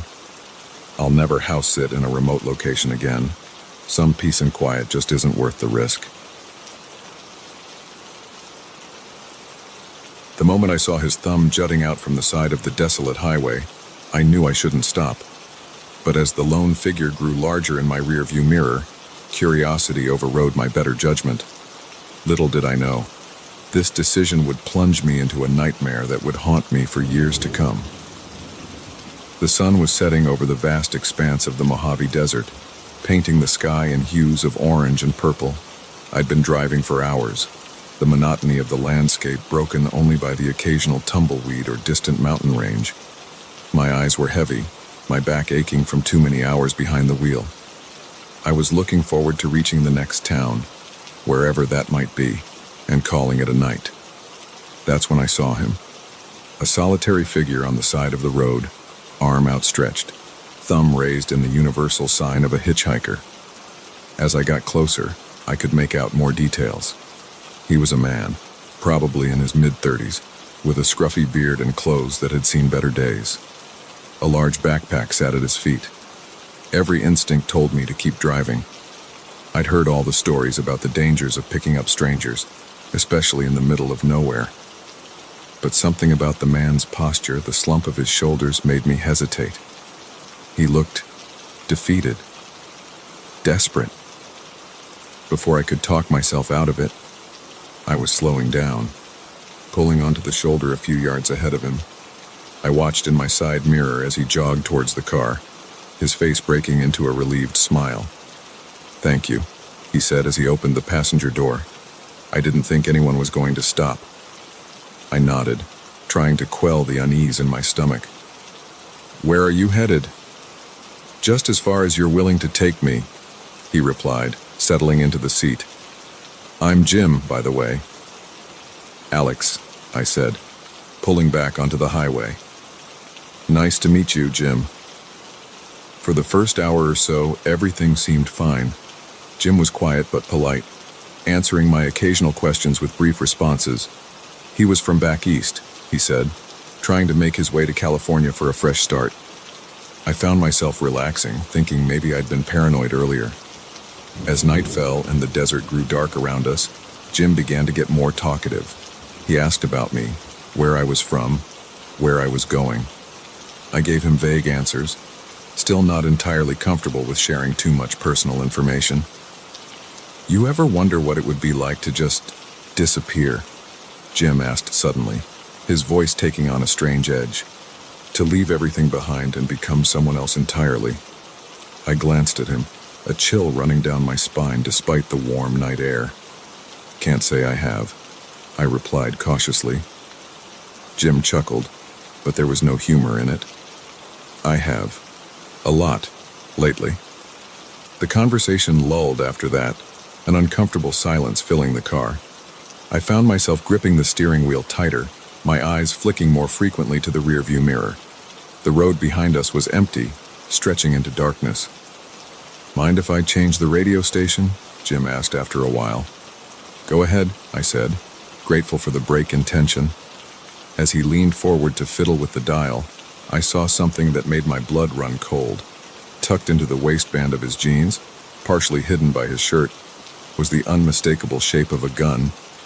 My mind raced. What had I gotten myself into? Was he a criminal on the run? Was he planning to rob me, or worse? I tried to keep my voice steady as I spoke. "So, Jim, where exactly in California are you headed?" He turned to me, his eyes narrowing slightly. "I thought I said I didn't have a specific destination." "Right. Sorry," I mumbled, cursing myself for the slip-up. I must have misheard. Jim was watching me now, his earlier friendliness replaced by something harder, more calculating. I could feel sweat beading on my forehead, my heart pounding in my chest. "You seem nervous, Alex," he said, his voice low. "Everything okay?" I nodded, perhaps a bit too enthusiastically. "Yeah, fine. Just tired, I guess. Been driving a long time." "Maybe we should pull over," Jim suggested. "Take a break." "No," I said quickly, then tried to recover. "I mean, I'm okay. There's a town coming up soon, I think. We can stop there." Jim didn't respond, but I could feel his eyes on me. The silence in the car was oppressive, broken only by the hum of the engine and the occasional static from the radio. I was trying to figure out what to do when I saw it. A sign for a rest stop, just a mile ahead. It wasn't ideal, but it was something. Maybe I could find a way to get help, or at least get away from Jim. "I'm going to pull into this rest stop," I announced, trying to sound casual. "Need to use the restroom." Jim nodded slowly. All right. I pulled into the rest stop, my mind whirling with half-formed plans. There were a few other cars parked there, which gave me a small measure of comfort. As soon as I stopped the car, I unbuckled my seatbelt and reached for the door handle. Alex, Jim said, his voice stopping me cold. I wouldn't do that if I were you. I turned to find the gun in his hand, pointed directly at me. My heart felt like it might burst out of my chest. Jim, I said, my voice shaking, you don't have to do this, whatever you're running from. Shut up, he snapped. Start the car, we're leaving. Please, I begged. Just take the car. You don't need me. His laugh was cold, humorless. Oh, but I do. See, you're my insurance policy. As long as I have you, no one's going to look too closely at me. We're just two friends on a road trip, right? With trembling hands, I started the car. As we pulled out of the rest stop, I saw a family returning to their minivan. I wanted to scream, to honk the horn, to do something to get their attention, but the cold press of the gun against my ribs kept me silent. We drove through the night, Jim directing me onto smaller and smaller roads. I lost track of where we were, each mile taking us further from safety, further from any hope of rescue. As dawn began to break, Jim instructed me to pull onto a dirt road that led into the desert. We bumped along for what felt like hours, until finally, he told me to stop. End of the line, Alex, he said, gesturing for me to get out of the car. On shaky legs, I stepped out into the desert. The sun was rising, casting long shadows across the barren landscape. Jim walked me a short distance from the car, the gun never wavering. I'm sorry it had to be this way, he said, and for a moment, I thought I saw a flicker of regret in his eyes. You seem like a good guy. Wrong place, wrong time, I guess. I closed my eyes, waiting for the shot that would end it all. But it never came. Instead, I heard the sound of retreating footsteps, then a car door slamming. I opened my eyes just in time to see my car disappearing in a cloud of dust. Jim was gone, leaving me stranded in the middle of the desert with nothing but the clothes on my back. It took 2 days for someone to find me. 2 days of scorching heat and freezing nights, of thirst and hunger and the very real fear that I would die out there. When a park ranger finally spotted me, I was delirious, sunburned, and on the verge of collapse. The police never found Jim or my car. They told me I was lucky to be alive, that many victims of similar crimes weren't so fortunate. But as I lay in the hospital, trying to make sense of what had happened, I didn't feel lucky. I felt violated, betrayed by my own compassion. It's been years since that night, but I still see Jim's face in my dreams. I still feel the press of that gun against my ribs.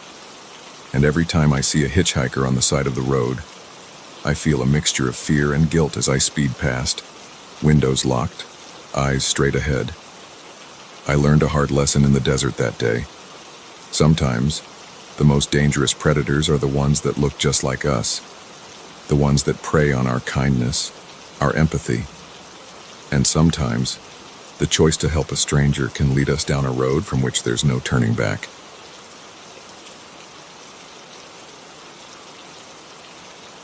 The first night in our new house, I heard footsteps when everyone else was asleep. The second night, I found a door that hadn't been there before. By the third night, I knew with chilling certainty that we weren't alone in this place, and whatever was sharing our home didn't want us here. We'd been so excited about the move. After years of cramped apartment living, Sarah and I had finally saved enough for a down payment on a house. It was an old Victorian, a bit rundown, but with good bones, as the realtor kept emphasizing. The price was surprisingly low for the neighborhood, but we didn't question our luck. We were too thrilled at the prospect of space for our growing family. Sarah was 5 months pregnant with our first child. The first few days were a whirlwind of unpacking and settling in. The house creaked and groaned, but we chalked it up to its age. It's just settling, I'd tell Sarah when she mentioned hearing odd noises at night. I was so focused on getting everything ready for the baby that I barely noticed the strange cold spots in certain rooms or the way shadows seemed to move in the corners of my vision. It was on the third night that things took a turn. I was up late, painting the nursery, when I heard it, clear, distinct footsteps coming from the floor above. But that was impossible. We didn't have an attic, and Sarah was sound asleep in our second-floor bedroom, heart pounding. I crept up the stairs, paint roller still in hand. The sound had stopped, but as I reached the top of the stairs, I saw something that made my blood run cold. There, in the wall across from our bedroom, was a door that I was certain hadn't been there that morning. I stood frozen, staring at it. It was old, the wood dark with age, with an ornate brass knob that seemed to gleam in the dim light. Every instinct screamed at me to turn around, to go back downstairs and pretend I'd never seen it. But curiosity, that damned human trait, propelled me forward. My hand shook as I reached for the knob. It was ice cold to the touch, sending a shiver down my spine. I took a deep breath and turned it slowly.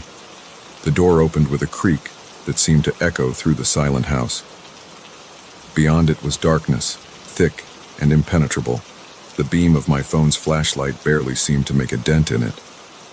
"Hello?" I called out, my voice sounding small and frightened even to my own ears. "Is someone there?" No response, just that oppressive silence. I took a tentative step forward, then another. The floorboards groaned under my weight. The air felt thick, heavy with the musty smell of long disused spaces. Suddenly, my light fell on something that made my heart leap into my throat. A figure, standing motionless in the darkness. I stumbled back, a cry of terror caught in my throat. But it wasn't a person. As my eyes adjusted, I realized it was a mannequin, dressed in what looked like clothes from another century.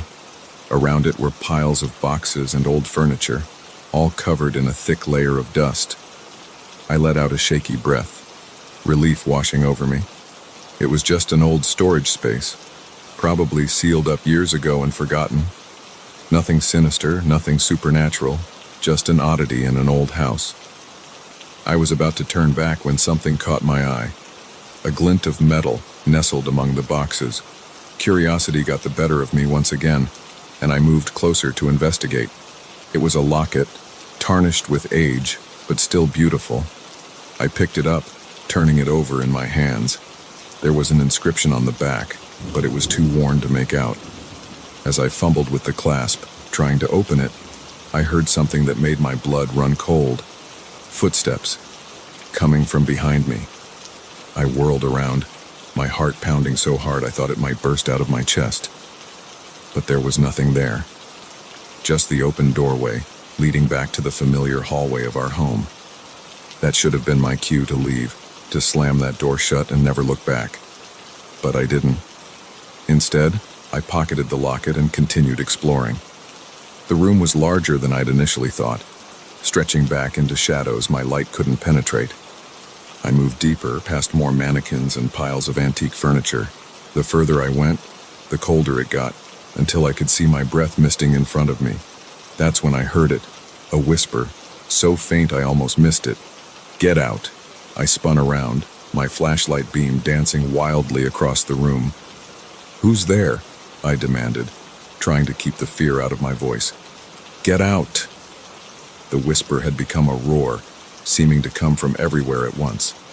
I ran like I'd never run before, back through the maze of forgotten things, towards the door.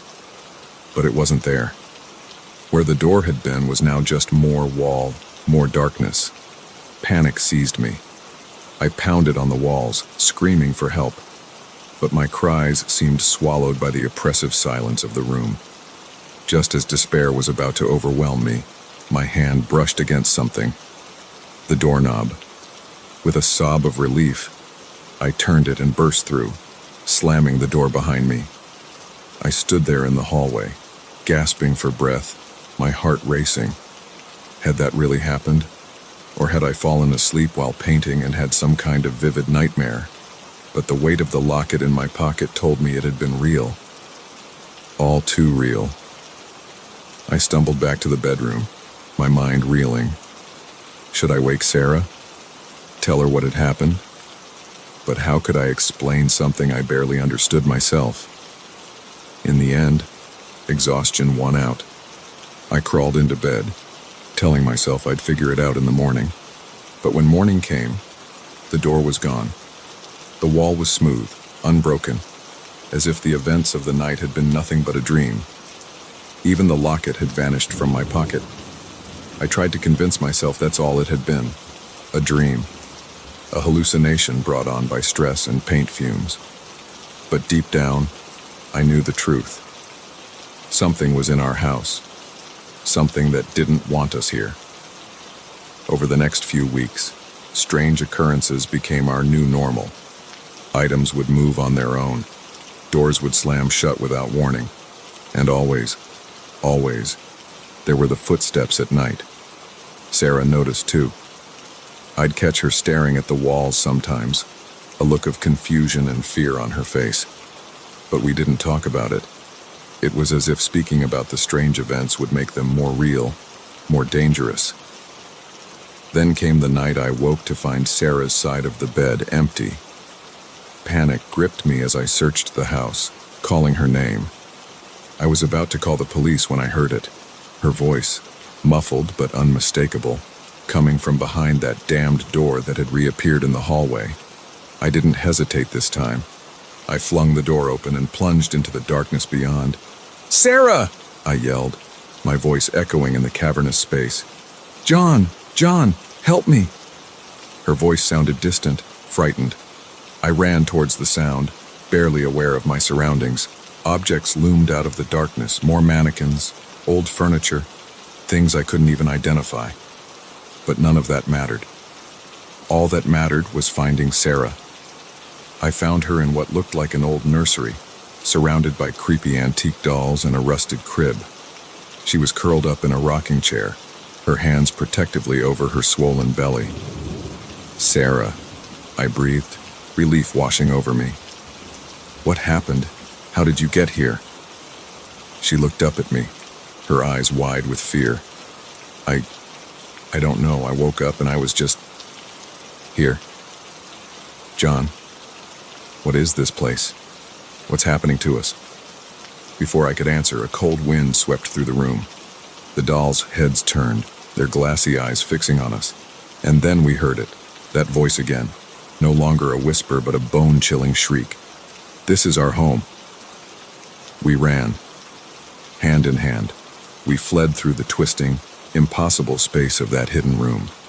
Behind us, we could hear things moving, pursuing. The air was filled with whispers and screams, the sound of 100 years of trapped souls. Somehow, we made it back to the door. We burst through it and I slammed it shut, leaning against it as if my weight alone could keep the horrors at bay. We didn't stay another night in that house.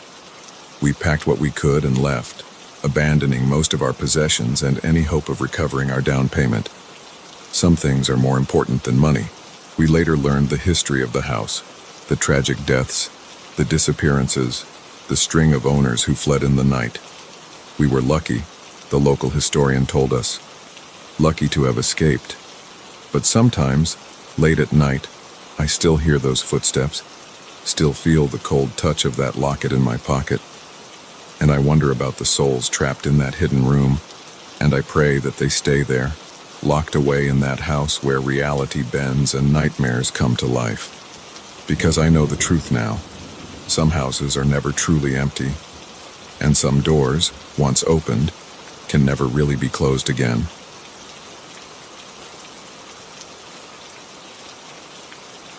The moment I stepped onto the porch of that isolated farmhouse, I knew something was terribly wrong. The door hung askew on its hinges, and an eerie silence blanketed the property. As a social worker, I'd seen my share of troubled homes, but nothing could have prepared me for the nightmare that awaited inside.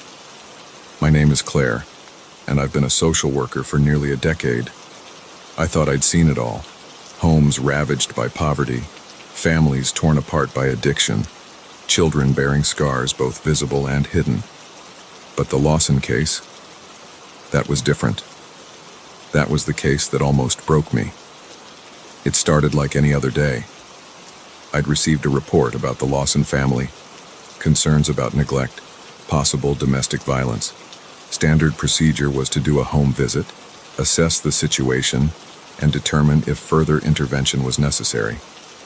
The file noted that the family lived in a remote area, but I hadn't realized just how isolated until I found myself driving down a narrow dirt road, fields of dying corn stretching endlessly on either side.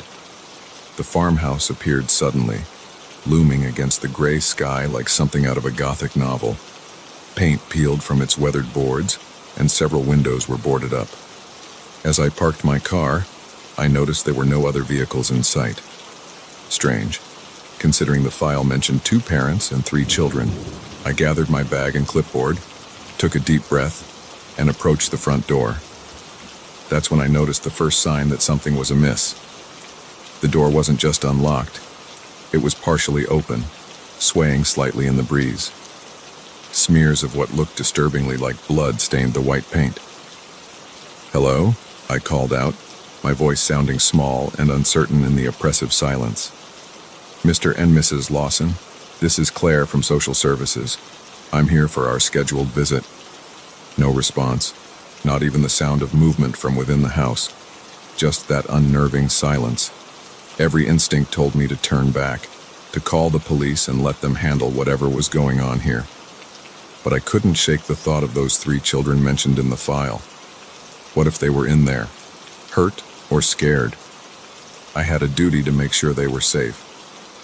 Steeling myself, I pushed the door open wider and stepped inside.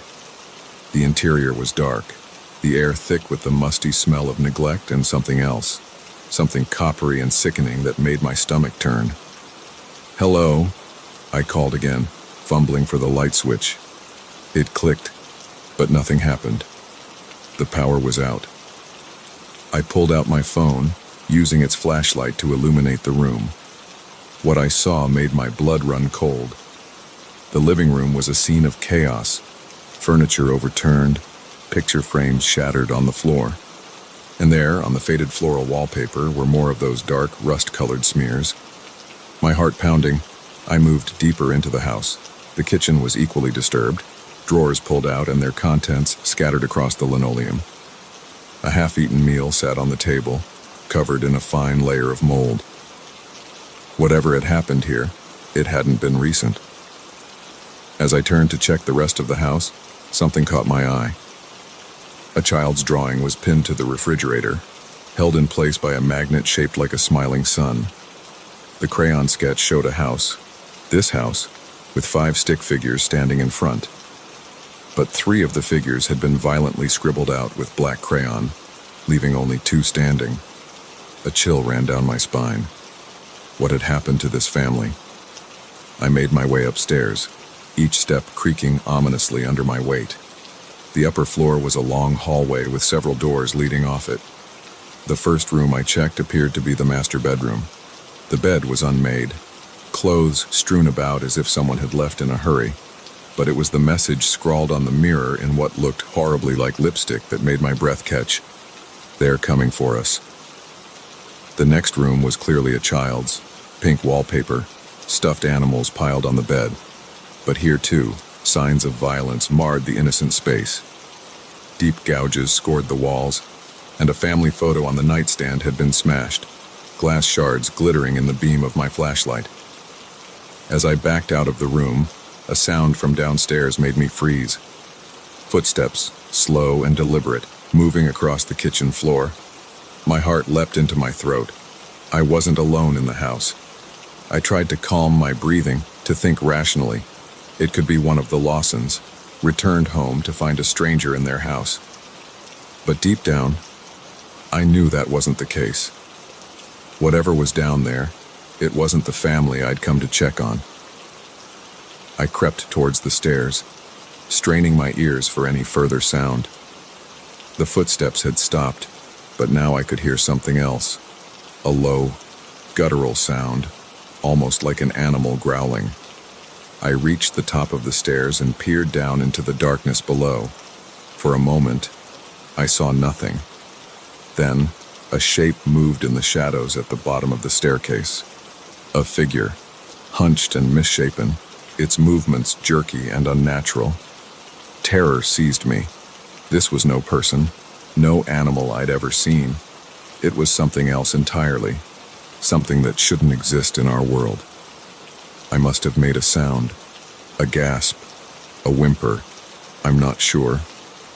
But suddenly, the thing's head snapped up, and I found myself staring into eyes that glowed an unnatural, sickly yellow in the darkness.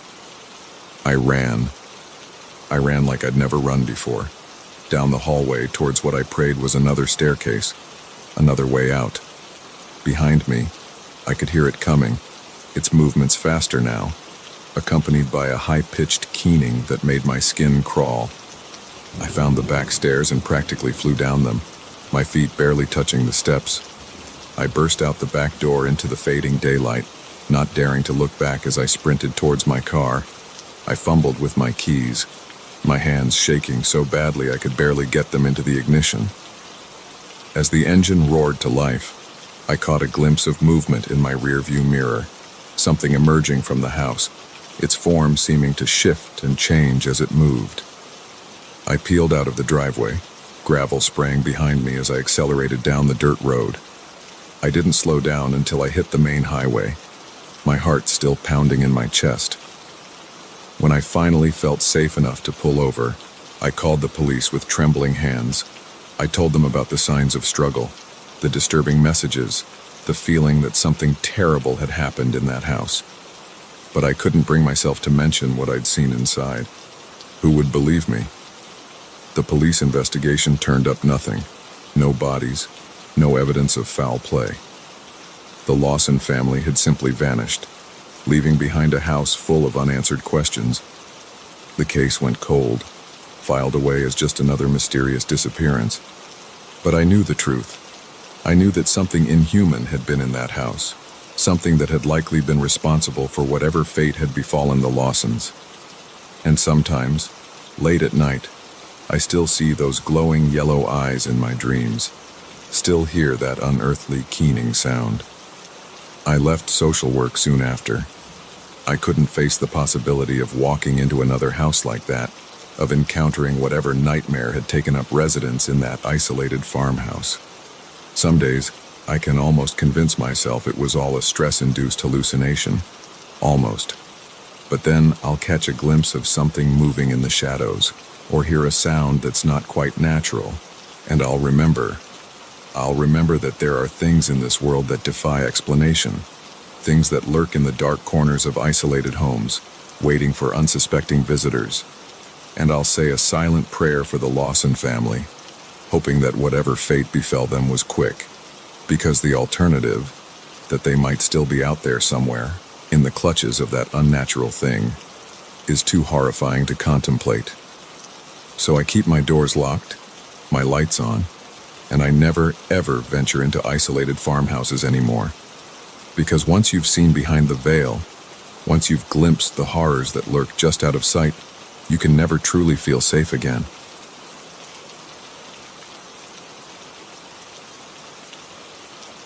The first splash of red caught my eye, a stark contrast against the dull green of the forest floor.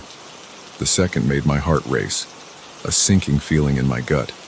By the third, I knew we had stumbled upon something we were never meant to see, and the distant sound of engines told me we weren't alone anymore. It was supposed to be a relaxing weekend camping trip, just me and my 3 best friends, Mike, Sarah, and Tom. We'd been planning it for months, eager to escape the hustle and bustle of city life and reconnect with nature. The spot we'd chosen was deep in the national forest, far off the beaten path. No cell signal, no worries, Mike had said with a grin as we set off down the narrow, winding trail. The hike-in was grueling, but the payoff seemed worth it. We found a beautiful clearing next to a babbling stream, the perfect spot to set up camp. As we pitched our tents and gathered firewood, the stress of our daily lives seemed to melt away. That night, we sat around the campfire, sharing stories and roasting marshmallows, the stars twinkling brightly overhead. It was early the next morning when things took a turn. Tom and I had volunteered to fetch more water from the stream while Mike and Sarah prepared breakfast.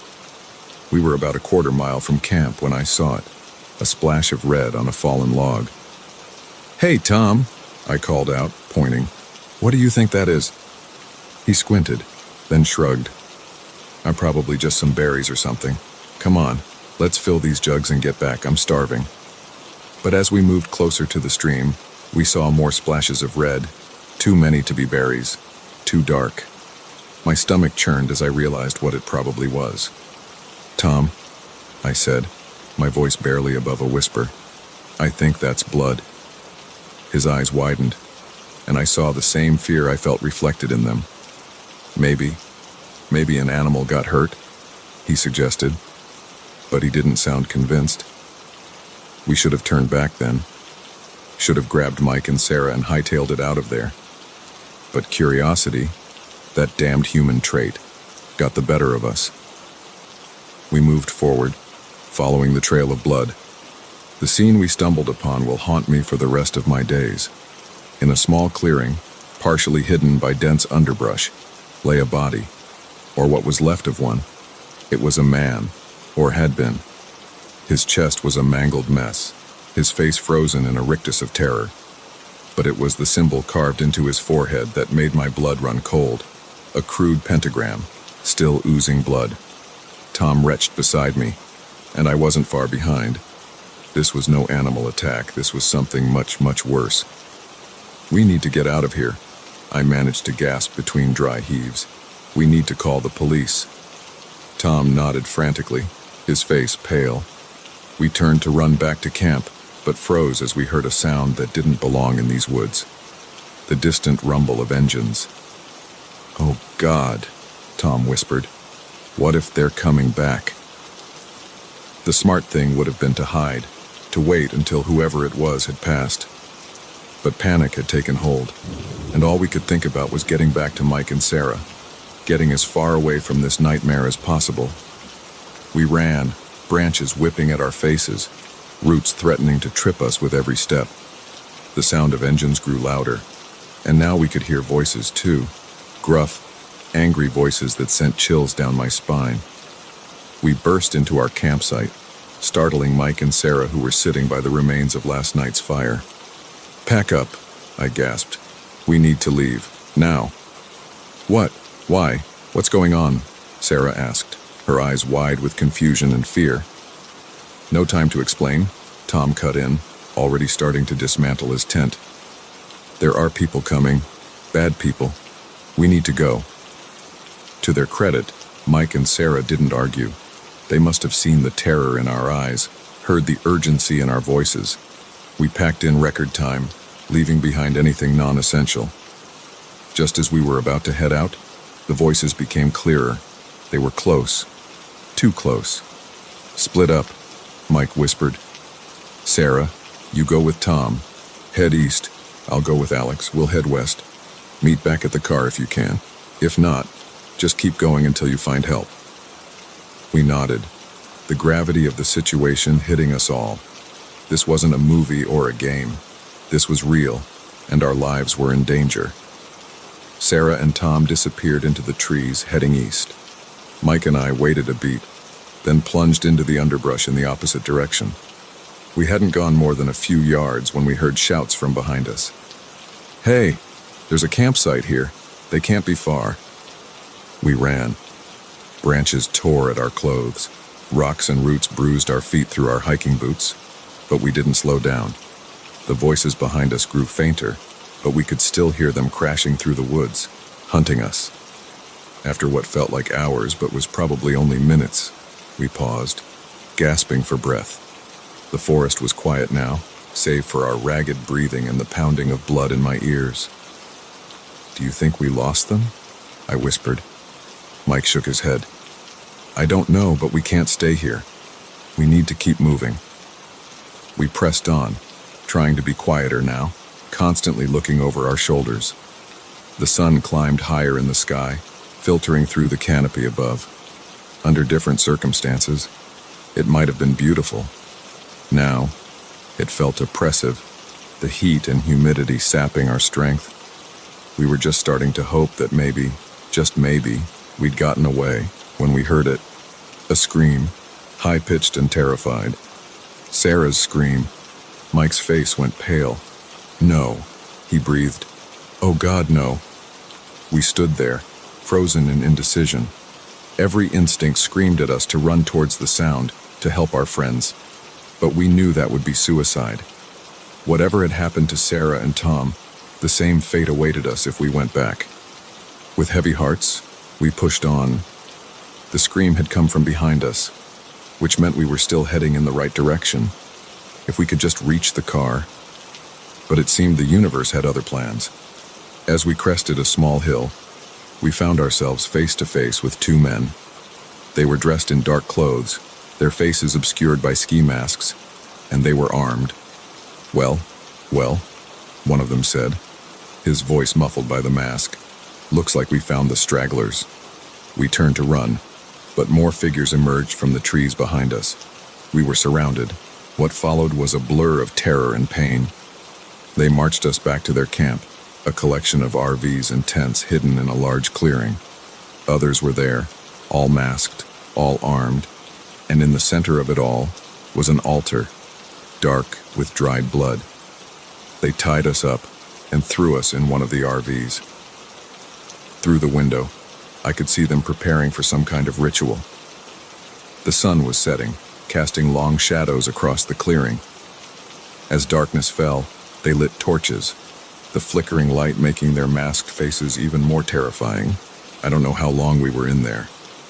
Hours, maybe. We didn't speak, couldn't speak. The horror of our situation was too overwhelming. What had happened to Sarah and Tom? Were they already dead? Were we next? Just when I thought all hope was lost, we heard it. Sirens. Lots of them, getting closer. The camp erupted into chaos, people running, shouting, engines starting up. In the confusion, someone must have forgotten about us. The door to the RV burst open, and there stood a police officer, his gun drawn. "Are you okay?" he asked, quickly moving to untie us. "Can you walk?" We nodded, too shocked to speak. He led us out of the camp, past other officers who were rounding up some of the cultists. An ambulance was waiting, and paramedics swarmed around us, checking for injuries.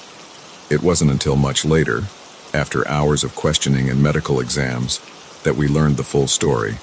A hiker had stumbled upon the cult's previous campsite, found evidence of their rituals, and alerted the authorities. They'd been tracking the group for days, and our lucky encounter with their search party had led them right to the cultists' new location. Sarah and Tom were found alive, thankfully, beaten and traumatized, but alive. The body we'd found, that hadn't been their first victim. And if the police hadn't arrived when they did, it wouldn't have been their last. Years have passed since that day, but the memories still haunt me. I don't go camping anymore. Can't stand to be in the woods, because now I know that sometimes the most dangerous predators aren't the ones with claws and fangs. Sometimes they're the ones who look just like us, hiding behind masks, waiting in the shadows to prey on the unsuspecting. And in the dark of night, when the wind rustles through the trees outside my window, I still hear those engines, those angry voices. I still feel the terror of being hunted, and I wonder, with a shudder, what might have happened if those sirens hadn't come when they did.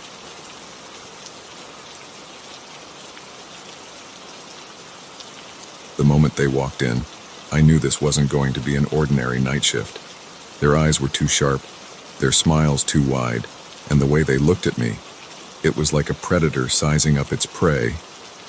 Little did I know, my quiet night at the 24-hour diner was about to turn into a nightmare that would haunt me for years to come. My name's Alice, and I've been working the graveyard shift at Mel's Diner for about 6 months now. It's not a glamorous job, but it pays the bills and suits my night owl tendencies. Most nights are pretty quiet, a few truckers stopping for coffee, maybe some college kids grabbing a late-night snack. Nothing I can't handle. That night started like any other. I'd just finished wiping down the counter when the bell above the door chimed. I looked up, plastering on my best customer service smile, but it froze on my face when I saw them. There were 5 of them, all men, dressed in dark clothes that seemed a bit too nice for our little diner. They swaggered in like they owned the place, talking and laughing loudly. The few other customers, an elderly couple and a lone trucker, glanced up nervously before quickly looking away. "Evening, gentlemen," I said, trying to keep my voice steady. "Sit anywhere you like. I'll be right with you." They chose a booth in the corner, sprawling out across the seats. As I approached with menus, I could feel their eyes on me, assessing, calculating. It made my skin crawl. "What can I get for you?" I asked, pen poised over my notepad. The one closest to me, a man with a scar running down his cheek, grinned up at me. His teeth were too white, too sharp. "Coffee, sweetheart, lots of it, and keep it coming." I nodded and turned to leave, but he caught my wrist. His grip was like iron, his skin cold against mine. "And don't go anywhere," he added, his voice low. "We might need some extra service." I pulled my hand away, my heart pounding. As I walked back to the counter, I could hear them laughing, the sound grating against my nerves. For the next hour, I kept them supplied with coffee, deflecting their increasingly crude comments and wandering hands. The other customers left quickly, casting sympathetic glances my way as they hurried out the door. Soon, it was just me and them. I was refilling their cups for what felt like the 100th time when things took a turn. The man with the scar grabbed my arm again, pulling me close. "You know," he said, his breath hot against my ear, "we're not really here for the coffee." I tried to pull away, but his grip tightened. "Let go of me," I said, my voice shakier than I'd have liked. He laughed, a harsh sound that sent chills down my spine. "Or what? You'll call for help." He gestured around the empty diner. "There's no one here but us, sweetheart." That's when I saw it, the glint of metal tucked into his waistband. A gun. My blood ran cold as I realized just how much trouble I was in. "Now," he continued, standing up slowly, "why don't you be a good girl and open that cash register for us?" I backed away, my mind racing. The phone was on the other side of the counter, if I could just reach it, but they were too fast. 2 of them vaulted over the counter, cutting off my escape. The others spread out, blocking the exits. I was trapped. "Come on, Alice," the scarred man said, reading my name tag. "Don't make this harder than it needs to be. Open the register, give us the money, and maybe we'll let you walk away from this." I knew he was lying. The look in his eyes told me they had no intention of letting me go. Whatever happened here tonight, they couldn't leave any witnesses. My hands shaking, I moved towards the register. My mind was whirling, trying to find a way out of this nightmare. As I punched in the code to open the drawer, I remembered something. The silent alarm button hidden under the counter. If I could just reach it without them noticing. I opened the register, making a show of gathering the bills. "Here," I said, holding out the money. "Take it. It's all we have." The scarred man snatched the cash from my hand, quickly counting it. His face darkened. "This is it. This is all you've got." I nodded, trying to look scared and helpless. It wasn't hard. "Business has been slow. Please, that's everything in the register." He exchanged glances with his companions, a silent communication passing between them. Then, without warning, he lashed out, backhanding me across the face. I stumbled, tasting blood. "Don't lie to me," he snarled. "Where's the rest of it? Where's the safe?" I touched my stinging cheek, tears welling in my eyes. "There is no safe," I said. "I swear, that's all we have." He grabbed me by the hair, yanking my head back. "Wrong answer, sweetheart. Boys, tear this place apart. Find that safe." The others started ransacking the diner, upending tables and smashing dishes. I watched in horror as they destroyed the place, knowing that each passing minute decreased my chances of making it out of here alive. The scarred man dragged me into the kitchen, throwing me against the industrial refrigerator. "Last chance," he growled. "Tell me where the safe is, or things are going to get real unpleasant for you." I saw the knife in his hand then, the blade catching the fluorescent light. Terror coursed through me, but with it came a surge of adrenaline. I knew I had to act now or I'd never get another chance. I pretended to slump in defeat. "Okay," I whispered. "Okay, I'll show you." He grinned, victorious. "That's more like it. Where is it?" Under the counter," I said. "There's a hidden panel." He dragged me back out to the main area. "Show me," he ordered. I moved behind the counter, my heart pounding so loud I was sure he must be able to hear it. This was it, my one chance. As I knelt down, pretending to reach for a non-existent panel, my hand found the silent alarm button. I pressed it, praying it still worked, praying help would come in time. "There's nothing here," the man shouted, realizing he'd been tricked. He grabbed me, spinning me around to face him. The knife was at my throat now, the cold metal pressing against my skin. "You lying bitch!" I closed my eyes, certain these were my last moments. But then, like an answer to a prayer I hadn't dared to make, I heard it.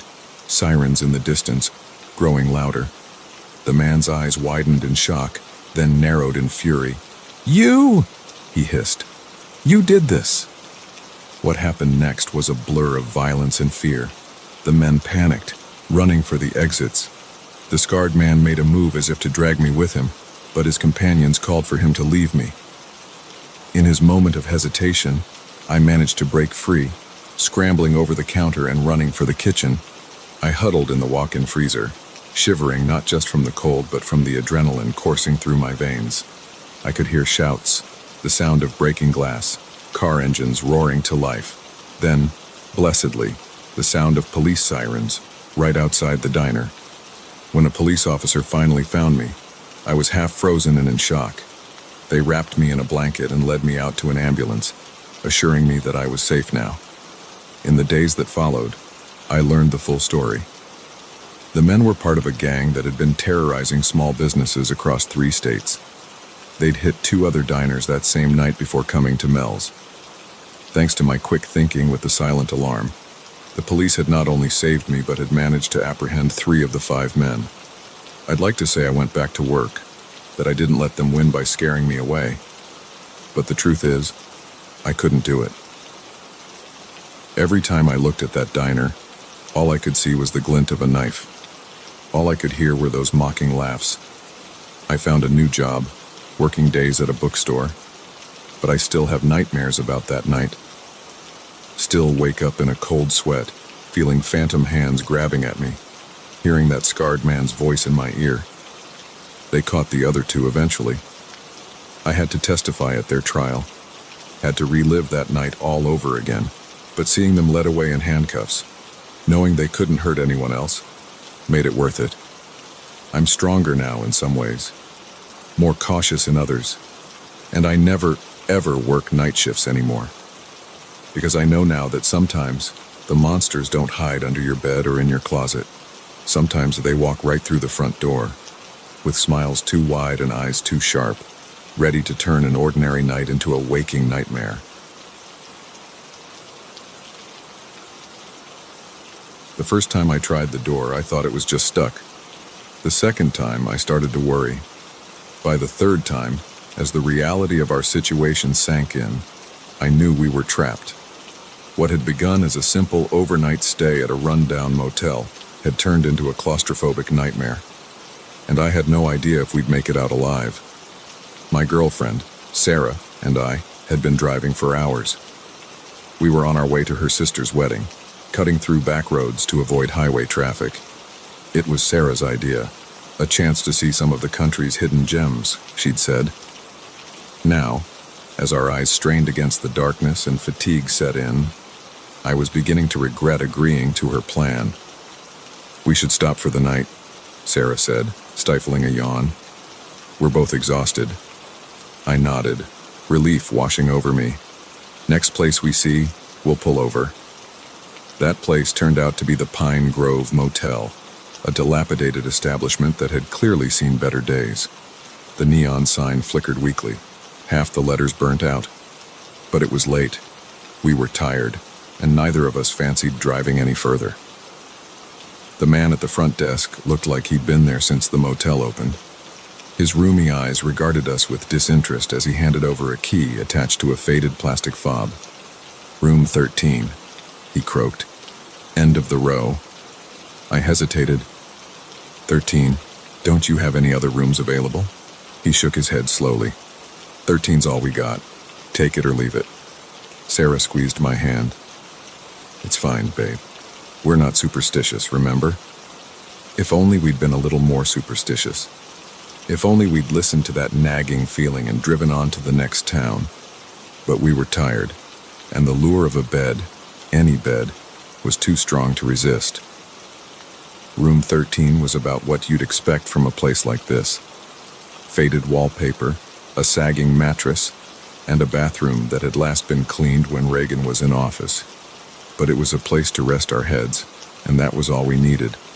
We fell asleep almost immediately, the exhaustion of the day catching up with us. It wasn't until the early hours of the morning that things took a turn for the worse. I woke up needing to use the bathroom. In my groggy state, I stumbled towards the door, fumbling with the handle. It didn't budge. Still half asleep, I assumed I was just turning it wrong. I tried again, putting more force into it. Nothing. That's when the first inkling of unease crept in. I blinked, forcing myself to wake up fully. I examined the door handle, tried it again. It was definitely locked, but not from our side. We were locked in. "Sarah," I called, trying to keep the panic out of my voice. "Sarah, wake up." She stirred, mumbling something incoherent. "What is it?" "The door," I said. "I can't open it. I think we're locked in." That got her attention. She sat up, suddenly alert. "What do you mean, locked in?" I stepped aside, letting her try the door herself. She rattled the handle, then threw her shoulder against the wood. It didn't so much as creak. "This isn't funny," she said, her voice rising. "Let us out." But there was no response from outside. No sound at all. In fact, the silence was oppressive, broken only by our increasingly panicked breathing. We tried the windows next, but they were sealed shut. The glass was too thick to break without making a lot of noise, and even if we did, we were on the second floor. The fall would likely injure us too badly to escape. As the reality of our situation sank in, I felt a cold sweat break out across my skin. We were trapped, with no way to call for help. Our phones had no signal. Of course they didn't, not out here in the middle of nowhere. "What do we do?" Sarah asked, her voice small and frightened.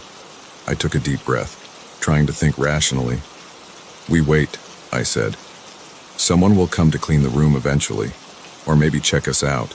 When they do, we'll be ready." But as the hours ticked by, no one came. We shouted ourselves hoarse, pounded on the walls until our hands were bruised. Nothing. It was as if the entire motel had been abandoned, leaving us as the only souls for miles around. The worst part was not knowing why. Were we simply victims of a cruel prank, or was there something more sinister at play? My mind conjured up horrible scenarios: human trafficking, organ harvesting, some sick game where people paid to watch others slowly lose their minds in captivity. As day turned to night again, our situation grew dire. We had no food, and the tap water tasted metallic and wrong. Thirst drove us to drink it anyway, but it left us feeling nauseous and lightheaded. Sarah broke down first. "We're going to die here," she sobbed, curled up on the bed. "No one knows where we are. No one's coming for us." I held her, murmuring reassurances I didn't believe. The truth was, she was right. We'd told no one about our detour, about staying at this godforsaken motel. For all anyone knew, we were still on our way to the wedding. As the second night wore on, I began to hallucinate. Shadows moved at the corners of my vision, and I could swear I heard voices whispering just beyond the walls. Was it the lack of food? The strange water? Or was I simply losing my mind? It was during one of these hallucinatory episodes that I noticed something odd about the ancient TV in the corner. It wasn't plugged in, hadn't been since we arrived, but I could have sworn I saw a flicker of static across its screen. Curious, desperate for any change in our circumstances, I approached it. As I drew closer, the static grew stronger, resolving into a grainy image. What I saw made my blood run cold. It was us, Sarah and I, asleep on the bed. But the angle was wrong, as if the camera was positioned in a corner of the ceiling. With a growing sense of horror, I looked up. There, almost invisible against the textured ceiling, was a tiny camera lens. "Sarah," I said, my voice hoarse, "we're being watched." She looked up from the bed, her eyes red-rimmed and unfocused. "What?" I pointed to the camera, then to the TV. Her eyes widened as she made the connection. "Oh God," she whispered. "What is this place?" Before I could respond, the TV screen changed. The image of our room was replaced by text, stark white against a black background. "Welcome to the game," it read. "You have 60 minutes to escape. Fail, and you forfeit your lives. Your time starts now." A timer appeared in the corner of the screen, counting down from 60 Mao. For a moment, we just stared, too shocked to move. Then survival instinct kicked in. We tore the room apart, looking for clues, for anything that might lead to our escape. We found cryptic messages hidden in the Bible, a key taped to the bottom of a drawer, a series of numbers scratched into the bathroom mirror that only appeared when fogged up. Each solved puzzle led to another, each solution bringing us closer to freedom, but the clock was ticking, and we were running out of time. With less than a minute left, we finally cracked the last code. The door swung open with an anticlimactic click, revealing an empty hallway beyond. We ran, not stopping until we reached our car. As we peeled out of the parking lot, I glanced in the rearview mirror. The motel stood silent and dark, giving no hint of the horrors it contained. We drove straight to the police, but when they investigated, they found nothing. The motel was abandoned, had been for years, they said. No cameras, no locked rooms, no evidence of the game we'd been forced to play. Sometimes, late at night, I still wake up in a cold sweat, convinced I'm back in that room. I'll check the corners for cameras, strain my ears for the sound of a ticking clock. Sarah and I don't talk about it much. Who would believe us? But we know what happened. We know what we survived. And we know that somewhere out there, in some nondescript motel off the beaten path, the game is waiting for its next unwitting players. So take my advice. Stick to the main roads, stay in chain hotels, and if you ever find yourself checking into room 13, turn around and drive away as fast as you can, because once the game begins, there's no guarantee you'll make it out alive.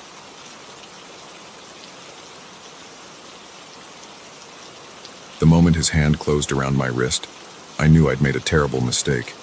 His smile, once friendly, now seemed predatory, and the pulsing lights of the festival faded into a sickening blur. As he led me away from the crowds, I realized with growing horror that my search for my friends had led me straight into a trap. It was supposed to be the best weekend of the summer. The Starlight Music Festival was legendary. 3 days of non-stop music, art, and celebration. My best friends and I had been planning this trip for months, saving every spare dollar and coordinating our outfits with an enthusiasm that bordered on obsession. The first day was everything we'd hoped for. We danced until our feet ached, sang along to our favorite bands until our voices grew hoarse, and reveled in the electric atmosphere that only a music festival can create. As night fell, the festival grounds transformed into a wonderland of neon lights and pulsating rhythms. It was during a set by our favorite DJ that it happened. One moment, I was dancing between Sarah and Mike, our arms linked as we swayed to the beat. The next, I turned around to find them gone, swallowed up by the surging crowd. At first, I wasn't worried. We'd gotten separated before and had always managed to find each other again. But as one song bled into another and there was still no sign of them, anxiety began to gnaw at my stomach. I pushed my way out of the crowd, scanning faces in the dim light. The festival grounds seemed to have grown impossibly large, a maze of stages, food vendors, and art installations. The press of bodies was overwhelming, the noise deafening. For the first time since we'd arrived, I felt small and very alone. That's when he appeared, tall, with a kind face and eyes that crinkled when he smiled. He seemed like a lifeline in the chaos. "You look lost," he said, raising his voice to be heard over the music. "Everything okay?" I hesitated for a moment, years of stranger danger warnings flashing through my mind. But he looked so normal, so concerned, and I was desperate for help. "I can't find my friends," and I shouted back. "We got separated during the last set." He nodded sympathetically. "That happens a lot here. I'm a volunteer," he added, pointing to a badge I hadn't noticed before. "I can help you find the lost and found tent. They might have gone there to look for you." Relief washed over me. Of course, the lost and found tent. Why hadn't I thought of that? "That would be great," I said. "Thank you so much." He smiled again, and this time I noticed how white his teeth were. How perfect. "No problem at all. It's this way. Follow me." I fell into step beside him as he led me away from the main stage area. The crowds began to thin out, the music fading to a distant thrum. I noticed we were heading towards the outskirts of the festival grounds, where the lighting was sparse and the revelry seemed far away. "Are you sure this is the right way?" I asked, unease creeping back into my voice. "Shortcut," he said breezily. "It's just past these tents here." That's when he grabbed my wrist. His grip was like iron, his fingers digging into my skin. I tried to pull away, but he was too strong. "Let go of me," I demanded, fear making my voice shrill. His smile widened, but there was no warmth in it now. "Now why would I do that? We're just getting to the fun part." I screamed then, a sound of pure terror that was swallowed up by the distant music and laughter. No one could hear me. No one was coming to help. He started dragging me towards a cluster of dark tents, his free hand clamped over my mouth. I fought with everything I had, kicking and clawing, but it was like fighting against a statue. He was too strong, too prepared. Just as we reached the tents, a voice rang out. "Hey, what's going on over there?" My attacker froze, his head whipping around to locate the source of the voice. It was all the distraction I needed. I bit down hard on the hand covering my mouth, tasting blood. He yelped in pain and his grip loosened just enough for me to wrench free. I ran. I ran like I'd never run before, my heart pounding in my ears, my lungs burning. I could hear him behind me, his footsteps pounding on the packed earth, his curses growing fainter as I pulled ahead. I burst back into the main festival area, the sudden press of bodies both a relief and a new kind of terror. What if he was still behind me? What if he caught up to me in this crowd? Blind panic drove me forward. I pushed through the throng of dancers, ignoring their annoyed shouts and glares. I had to find security, had to find my friends, had to get away. I don't know how long I ran or how far.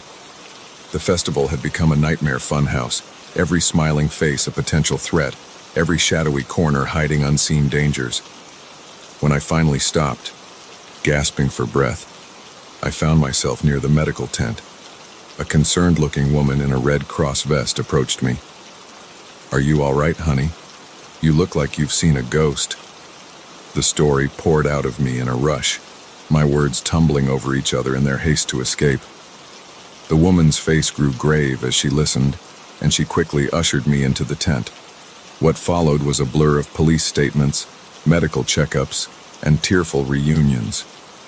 Sarah and Mike had indeed gone to the lost and found tent, frantic with worry when they couldn't find me.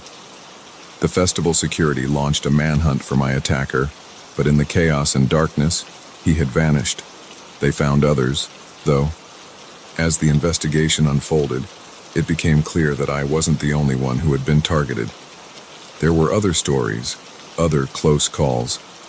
My attacker had been part of a larger operation, preying on the lost and vulnerable in the festival crowd.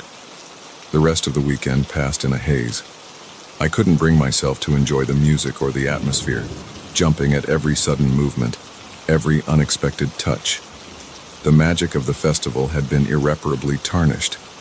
In the months that followed, I struggled to come to terms with what had happened. Nightmares plagued my sleep, and crowded places became a source of anxiety rather than excitement. I couldn't shake the feeling that danger lurked around every corner, that the next friendly face might hide sinister intentions. Therapy helped, as did the unwavering support of my friends and family. Slowly, I began to reclaim my life, to find joy in the things I once loved.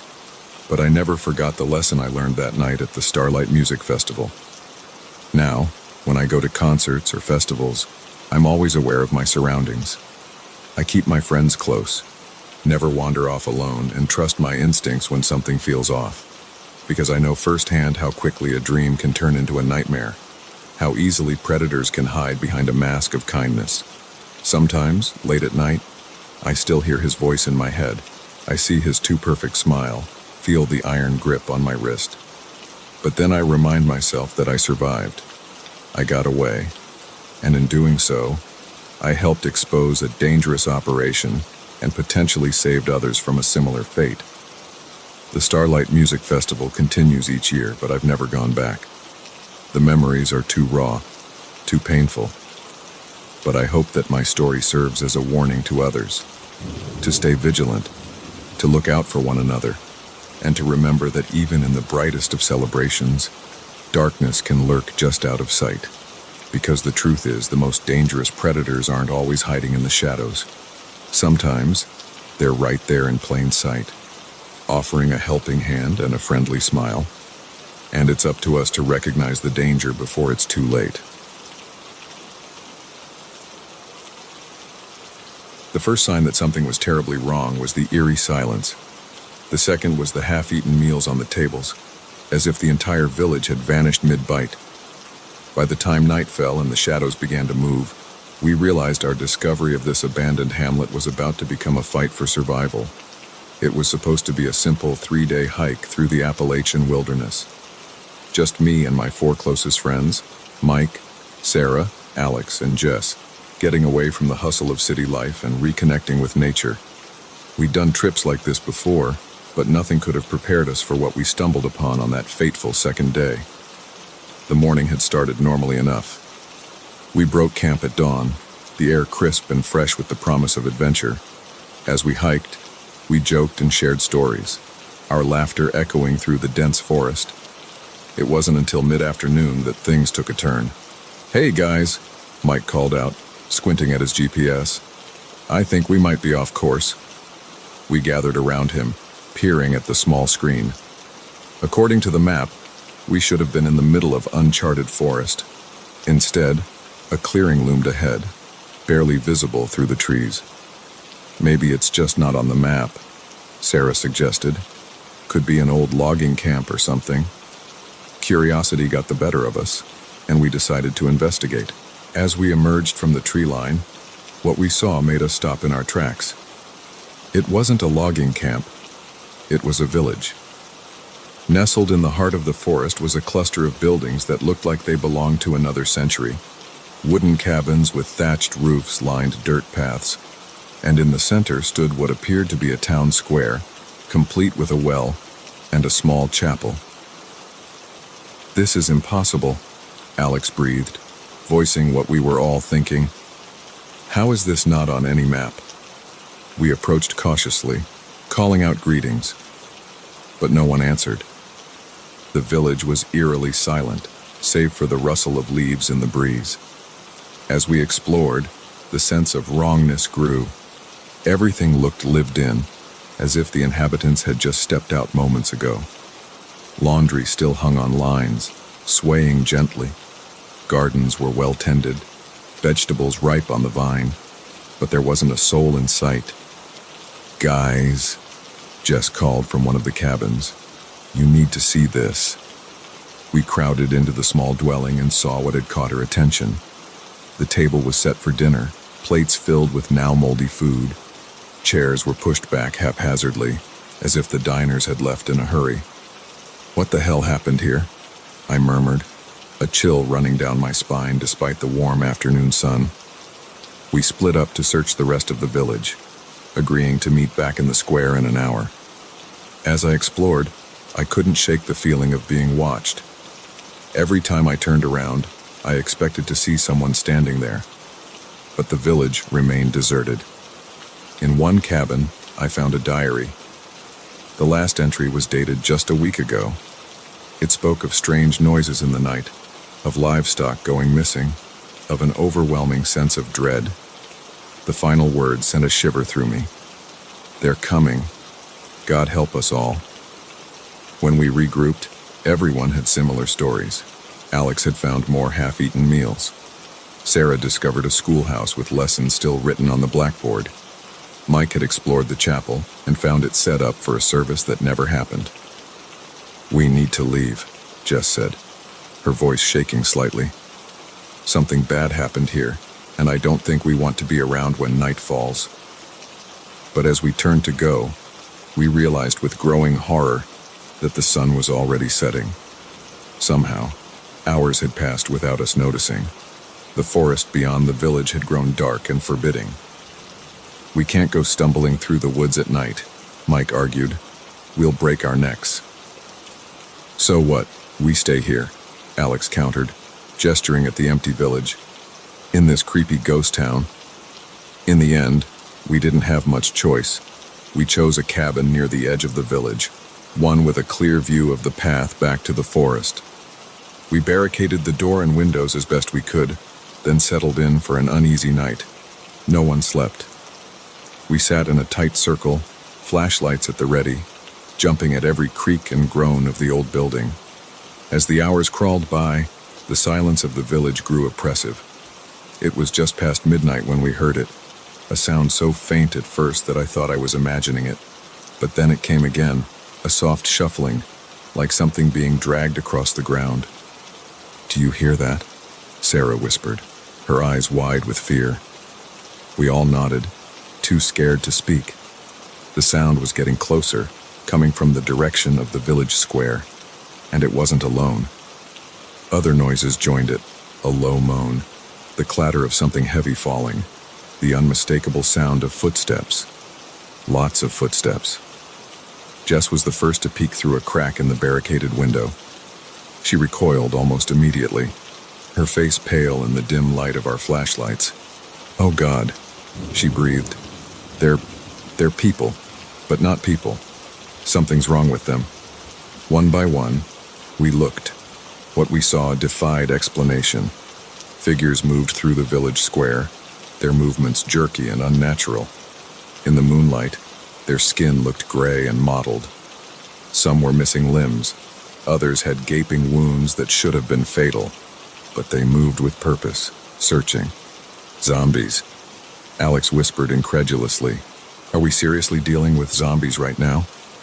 But we all knew that wasn't quite right. These weren't the mindless, shambling corpses of movies. These things moved with an unsettling coordination, as if guided by some unseen intelligence. As we watched, frozen in horror, one of the creatures paused.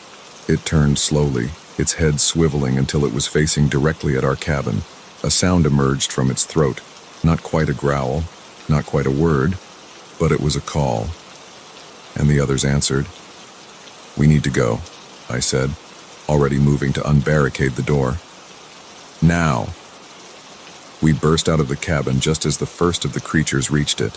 The cool night air was filled with their moans, the sound chilling me to my core. We ran, not towards the forest path, but deeper into the village. It was our only chance, to lose them in the maze of buildings and find another way out. What followed was a nightmare of narrow escapes and heart-stopping terror. We darted from shadow to shadow, always just one step ahead of our pursuers.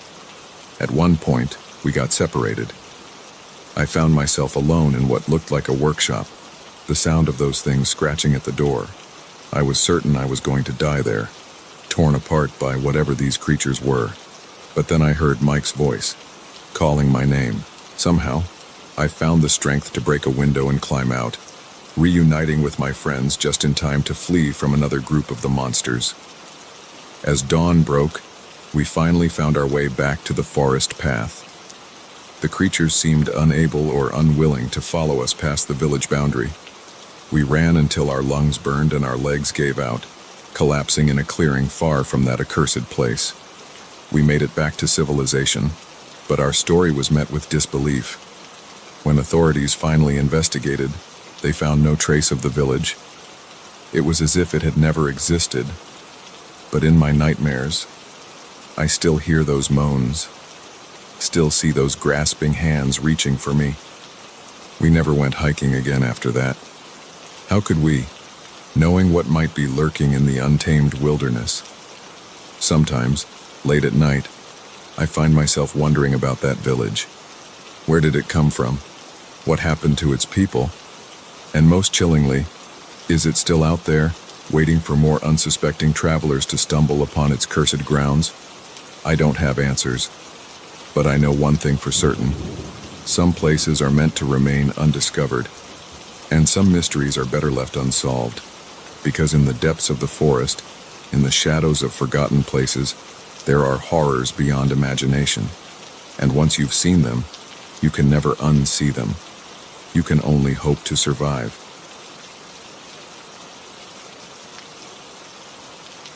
The moment the lock clicked shut behind us, I knew we were in trouble. The house, once inviting, now felt like a trap. As darkness fell and strange noises echoed through the empty rooms, we realized that what should have been a routine property showing had become a fight for survival. My name's Emma, and I've been a real estate agent for nearly a decade. I've seen my fair share of unusual properties, but nothing could have prepared me for what happened that day. It was supposed to be a simple showing of a Victorian-era mansion on the outskirts of town, the kind of place that usually excites history buffs and restoration enthusiasts. My clients, the Johnsons, were a lovely couple in their mid-30s, looking for their forever home. They'd fallen in love with the photos online and were eager to see the place in person. I'd visited the property once before to get the keys and do a quick walkthrough, but something about it had unsettled me. I chalked it up to the usual creepiness of old, empty houses, and thought nothing more of it. We arrived at the mansion just as the sun was starting to set. The fading light cast long shadows across the overgrown lawn, making the house look more imposing than I remembered. "Oh, it's perfect," Mrs. Johnson exclaimed as we walked up the creaking porch steps, just like something out of a Gothic novel. If only we'd known how prophetic those words would turn out to be. The interior of the house was impressive, if a bit musty. High ceilings, intricate woodwork, and huge windows that would let in plenty of light during the day. But as we moved from room to room, I couldn't shake the feeling that we were being watched. "And this," I said, pushing open a heavy oak door, "is the master bedroom." As we stepped inside, a gust of wind slammed the door shut behind us. We all jumped, then laughed nervously. "Old houses, you know," Mr. Johnson said with a forced chuckle, always full of surprises. We continued the tour, making our way up to the third floor. That's when things started to get weird. As we entered what looked like an old study, the temperature dropped noticeably. Mrs. Johnson shivered, wrapping her arms around herself. "Is there a draft in here?" she asked. Before I could answer, we heard it. A low, mournful sound, like someone crying. It seemed to be coming from everywhere and nowhere at once. "What was that?" Mr. Johnson asked, his voice tight with tension. "Probably just the wind," I said, trying to sound more confident than I felt. These old houses make all sorts of noises. But deep down, I knew it wasn't the wind. It sounded too human. We decided to cut the tour short and head back downstairs. That's when we realized we were trapped. Every door we tried was locked, including the front door we'd come in through. Even the windows wouldn't budge. "This isn't funny, Emma," Mrs. Johnson said, panic edging into her voice. "Let us out." "I'm not doing this," I insisted, my own fear rising. "I don't know what's happening." As if in response, the lights flickered and went out, plunging us into darkness. Mrs. Johnson screamed, and I felt Mr. Johnson grab my arm. "We need to find a way out," he said, his voice shaking slightly.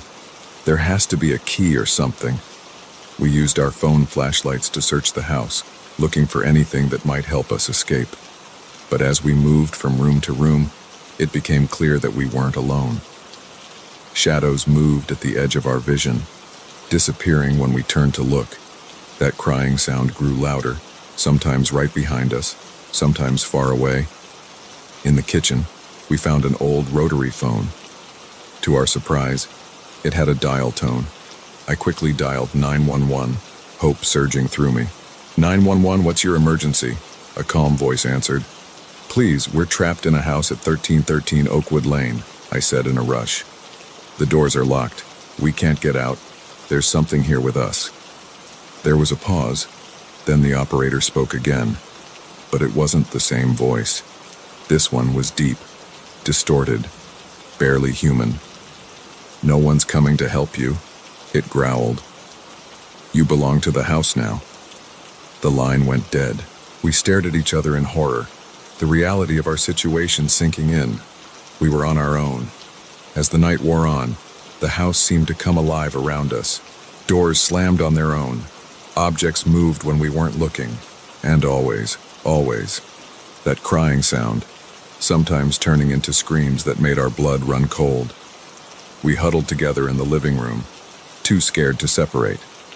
Mrs. Johnson was praying quietly, tears streaming down her face. Mr. Johnson kept trying to break a window with a fireplace poker, but the glass wouldn't even crack. Around midnight, things escalated. A chair flew across the room, narrowly missing Mr. Johnson's head. Books launched themselves off shelves, and then we saw it, a figure, translucent and glowing faintly, hovering at the top of the stairs. It was a woman, dressed in old-fashioned clothes. Her face was twisted in a mask of sorrow and rage. When she spoke, it was the same distorted voice we'd heard on the phone. "You shouldn't have come here," she said. "No one ever leaves." She floated down the stairs, other ghostly figures emerging from the walls to join her. They surrounded us, their cold presence making it hard to breathe. In that moment, I remembered something I'd read in the property history but had dismissed as local legend. The house had once belonged to a wealthy family in the 1800s. The daughter had fallen in love with a man her parents didn't approve of. They'd locked her in the attic until she agreed to marry someone else. Instead, she'd taken her own life. "I'm sorry," I said, addressing the ghost directly. "What happened to you was terrible, but we're not the ones who hurt you. Please, let us go." The ghost paused, her form flickering. For a moment, I thought I saw a flicker of humanity in her eyes. "It's too late," she whispered. "We're all trapped here, forever." But something had changed. The other ghosts were retreating, fading into the walls. The main ghost, the daughter, I realized, remained. "There is a way," she said, her voice sounding more human now. "In the attic, my room, find what was taken from me." With that, she vanished. The oppressive atmosphere lifted slightly, and we heard a click. The attic door had unlocked. We raced up the stairs, hope giving us new energy. The attic was dusty and cluttered, filled with old furniture and boxes. In the corner was a small room, more of a cell, really, and there, on a decaying vanity, we saw it, a locket, tarnished with age. As soon as Mrs. Johnson picked it up, the house shuddered. We heard a sound like 1,000 voices sighing in relief. The front door swung open, and the first light of dawn spilled into the hallway. We didn't hesitate. We ran out of that house as fast as our legs could carry us, not stopping until we reached my car. As we drove away, I glanced in the rearview mirror. For a moment, I thought I saw the ghost girl standing on the porch, smiling. Then she was gone, and the house was just a house again. We never spoke publicly about what happened that night. Who would believe us? The police report simply stated that we'd been accidentally locked in, due to a faulty mechanism.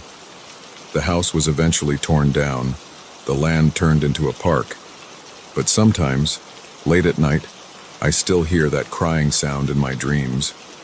And I wonder about the ghost girl and all the others trapped in that house. Did we really free them? Or are they still there, waiting for the next unsuspecting visitors to walk through the door? I don't show old houses anymore. The risk is too great, because now I know that some properties come with a history that can't be seen in photos or disclosed in paperwork. Some houses are more than just buildings. They're prisons for lost souls, waiting for a chance to escape or to pull others in to share their eternal torment. So if you're ever house hunting and you come across a place that seems too good to be true, a beautiful old mansion with a surprisingly low price tag, think twice before you step inside, because you never know what might be waiting for you. And once those doors lock behind you, there's no guarantee you'll ever come out again.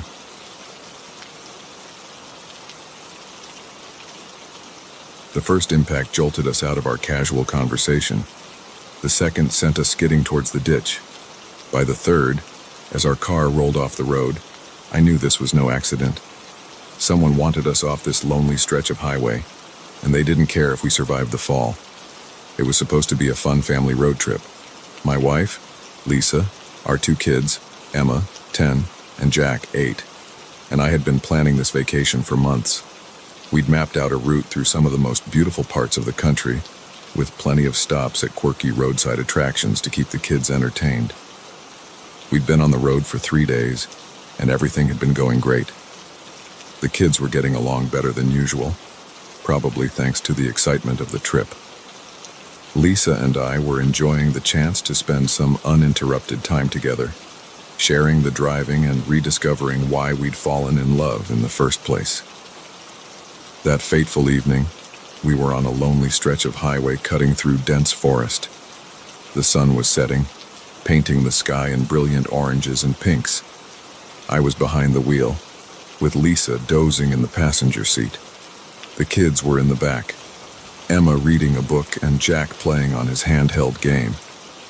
I first noticed the car in my rearview mirror about an hour before sunset. It was a dark sedan, nondescript except for how fast it was approaching. I moved over to let it pass, but it just stayed behind us, uncomfortably close. "That guy's riding our tail," I said to Lisa, who had woken up and was stretching. She glanced back and frowned. "Maybe he's in a hurry. There's a rest stop coming up in a few miles. We can pull over and let him pass." I nodded, keeping an eye on the car behind us. But as we approached the rest stop, the car suddenly accelerated, swerving into the oncoming lane and pulling up beside us. That's when the first impact came. The sedan slammed into our side, the sound of crunching metal filling the air. The kids screamed in the back seat as I fought to keep control of the car. "What the hell?" I shouted, adrenaline surging through me. "Is he crazy?" Before Lisa could respond, the car hit us again, harder this time. We skidded towards the edge of the road, tires squealing as I desperately tried to steer us back on course. The third hit sent us over the edge. The world spun as our car rolled down the embankment. I heard the crunch of metal, the shattering of glass, the terrified screams of my family. Then everything went black. I came to hanging upside down, held in place by my seatbelt. The car was on its roof, the windshield shattered. Through the ringing in my ears, I could hear Emma crying. "Lisa," I croaked, turning my head. My wife was next to me, unconscious but breathing. "Emma? Jack? Daddy?" Emma's voice came from the back, shaky and scared. "I'm okay, but Jack won't wake up." Fear gripped my heart. I fumbled with my seatbelt, falling awkwardly as it released. Ignoring the pain shooting through my body, I twisted around to check on the kids. Emma was already unbuckled, a cut on her forehead but otherwise seeming okay. Jack was slumped in his seat, a nasty bruise forming on his temple, but he was breathing, and when I checked, his pulse was strong. "We need to get out of here," I said more to myself than to Emma. "Can you unbuckle Jack while I help Mommy?" Emma nodded bravely, her hands shaking as she reached for her brother's seatbelt. I turned back to Lisa. gently shaking her. "Lisa, honey, wake up. We need to move." Her eyes fluttered open, confusion quickly turning to fear as she took in our situation. "The kids?" she asked immediately. "They're okay," I assured her, "but we need to get out of the car. That guy might come back." As if on cue, we heard the sound of a car engine approaching. Panic surged through me. I helped Lisa with her seatbelt, then turned to help Emma with Jack. Together, we managed to drag ourselves out of the wreckage. We were at the bottom of a steep embankment, the forest dark and imposing around us. Up on the road, I could see headlights approaching slowly. "Into the trees," I whispered urgently. "We need to hide." Lisa took Emma's hand while I carried Jack, who was starting to stir. We stumbled into the forest, the undergrowth scratching at our legs as we pushed through. Behind us, I heard a car door slam, then footsteps crunching on gravel. A flashlight beam cut through the darkness, one sweeping over our wrecked car. "I know you're out there," a man's voice called out, sounding almost gleeful. "Come on out and make this easy on yourselves." We pressed ourselves against a large tree, hardly daring to breathe. Jack had woken up fully now, and I could feel him trembling in my arms. I put a finger to my lips, silently urging him to stay quiet. The flashlight beam came closer, sweeping back and forth through the trees. I could hear the man muttering to himself, leaves crunching under his feet as he searched. "Found your phone?" he called out. "No service out here. No one's coming to help you." My heart sank. He was right. We were miles from the nearest town, with no way to call for help. We were on our own. The sound of his footsteps faded as he moved further into the forest. I turned to Lisa, speaking in a whisper. "We need to move.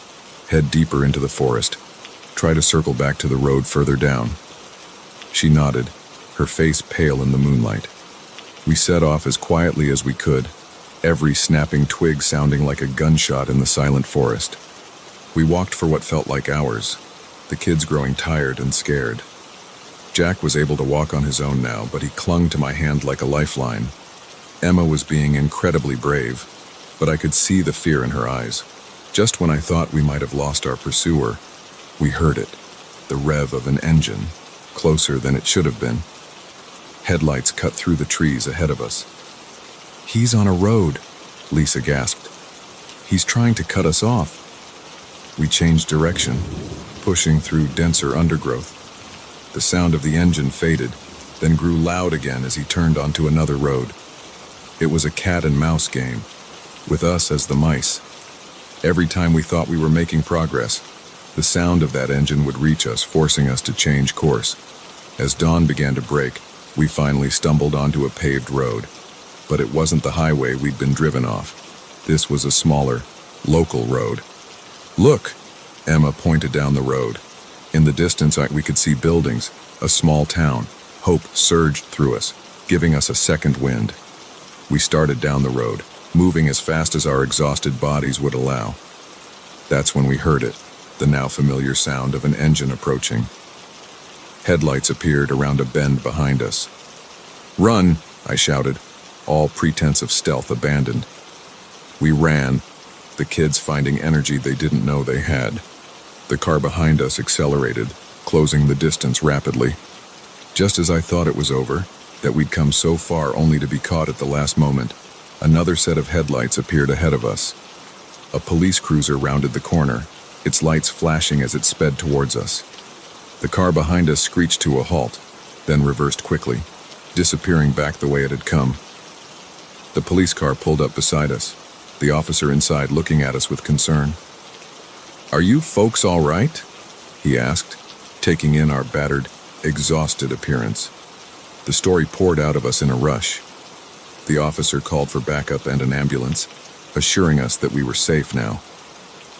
In the days that followed, as we recovered in the hospital and gave statements to the police, we learned the full story. Our attacker was a serial killer who had been targeting families on remote highways for years. Thanks to our escape and description, they were able to track him down and arrest him. We never did finish that road trip. But we did gain a new appreciation for life, for family, and for the strength we all had inside us. Now, when we travel, we stick to busier roads and well-populated areas. And we always keep an eye on the rearview mirror, watching for cars that get too close. Because we learned the hard way that sometimes the most dangerous predators aren't the ones hiding in the forest.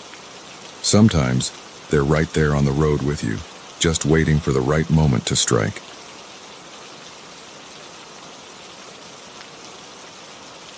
The first anonymous note was easy to dismiss as a prank. The second made my stomach churn with unease. By the third, as I stared at the words, "Keep quiet, or else," I knew that my discovery at the disaster relief site had put my life in danger. What had started as a simple volunteer effort had turned into a nightmare of corruption and threats, and I was in way over my head. My name is Alex, and I never thought I'd find myself in the middle of a conspiracy. I'm just an ordinary guy who wanted to help out after a devastating hurricane hit our coast. The destruction was heart-wrenching. Homes reduced to splinters, entire communities underwater, and thousands of people displaced. When the call went out for volunteers, I didn't hesitate to sign up. The relief center was a hive of activity from the moment I arrived. Trucks loaded with supplies rolled in constantly, and a small army of volunteers worked tirelessly to sort and distribute food, water, and other essentials. I threw myself into the work, grateful for the chance to make a difference. It was during my second week that I first noticed something odd. I was helping to unload a truck of bottled water when I overheard two of the site managers arguing in hushed tones. "The numbers don't add up," one of them hissed. "We're short almost a third of what was supposed to be here." The other man grabbed his arm, eyes darting around nervously. "Keep your voice down. We'll deal with it later." They noticed me then and quickly separated, plastering on fake smiles. I pretended I hadn't heard anything, but the exchange stuck with me. Over the next few days, I started paying closer attention. I noticed discrepancies between the supplies that were logged as received and what actually made it to the distribution area. Boxes of expensive medical supplies would arrive, only to disappear before they could be handed out. Even some of the monetary donations seemed to be vanishing into thin air. At first, I tried to rationalize it. Maybe there was a logical explanation. Maybe I was misunderstanding something about how relief efforts worked. But the more I saw, the more certain I became that something was very wrong. I decided to do some digging. Late one night, after most of the other volunteers had left, I snuck into the main office. What I found there made my blood run cold. Hidden behind a false panel in one of the filing cabinets was a ledger. It detailed hundreds of thousands of dollars worth of supplies and cash that had been diverted, stolen, from the relief efforts. My hands shook as I took photos of the ledger with my phone. I knew I had to report this, but to whom? The local authorities were stretched thin dealing with the aftermath of the hurricane. And what if they were in on it too? I was so lost in thought that I almost didn't hear the footsteps approaching. I barely had time to replace the ledger and duck out of sight before the door opened. Through a crack in the cabinet I was hiding in, I saw two men enter. The site manager and someone I didn't recognize, dressed in an expensive suit that looked out of place in the relief center. "The boss isn't happy," suit guy said, his voice cold. "We're not meeting our quotas." The site manager wrung his hands nervously. "It's getting harder to hide the shortages.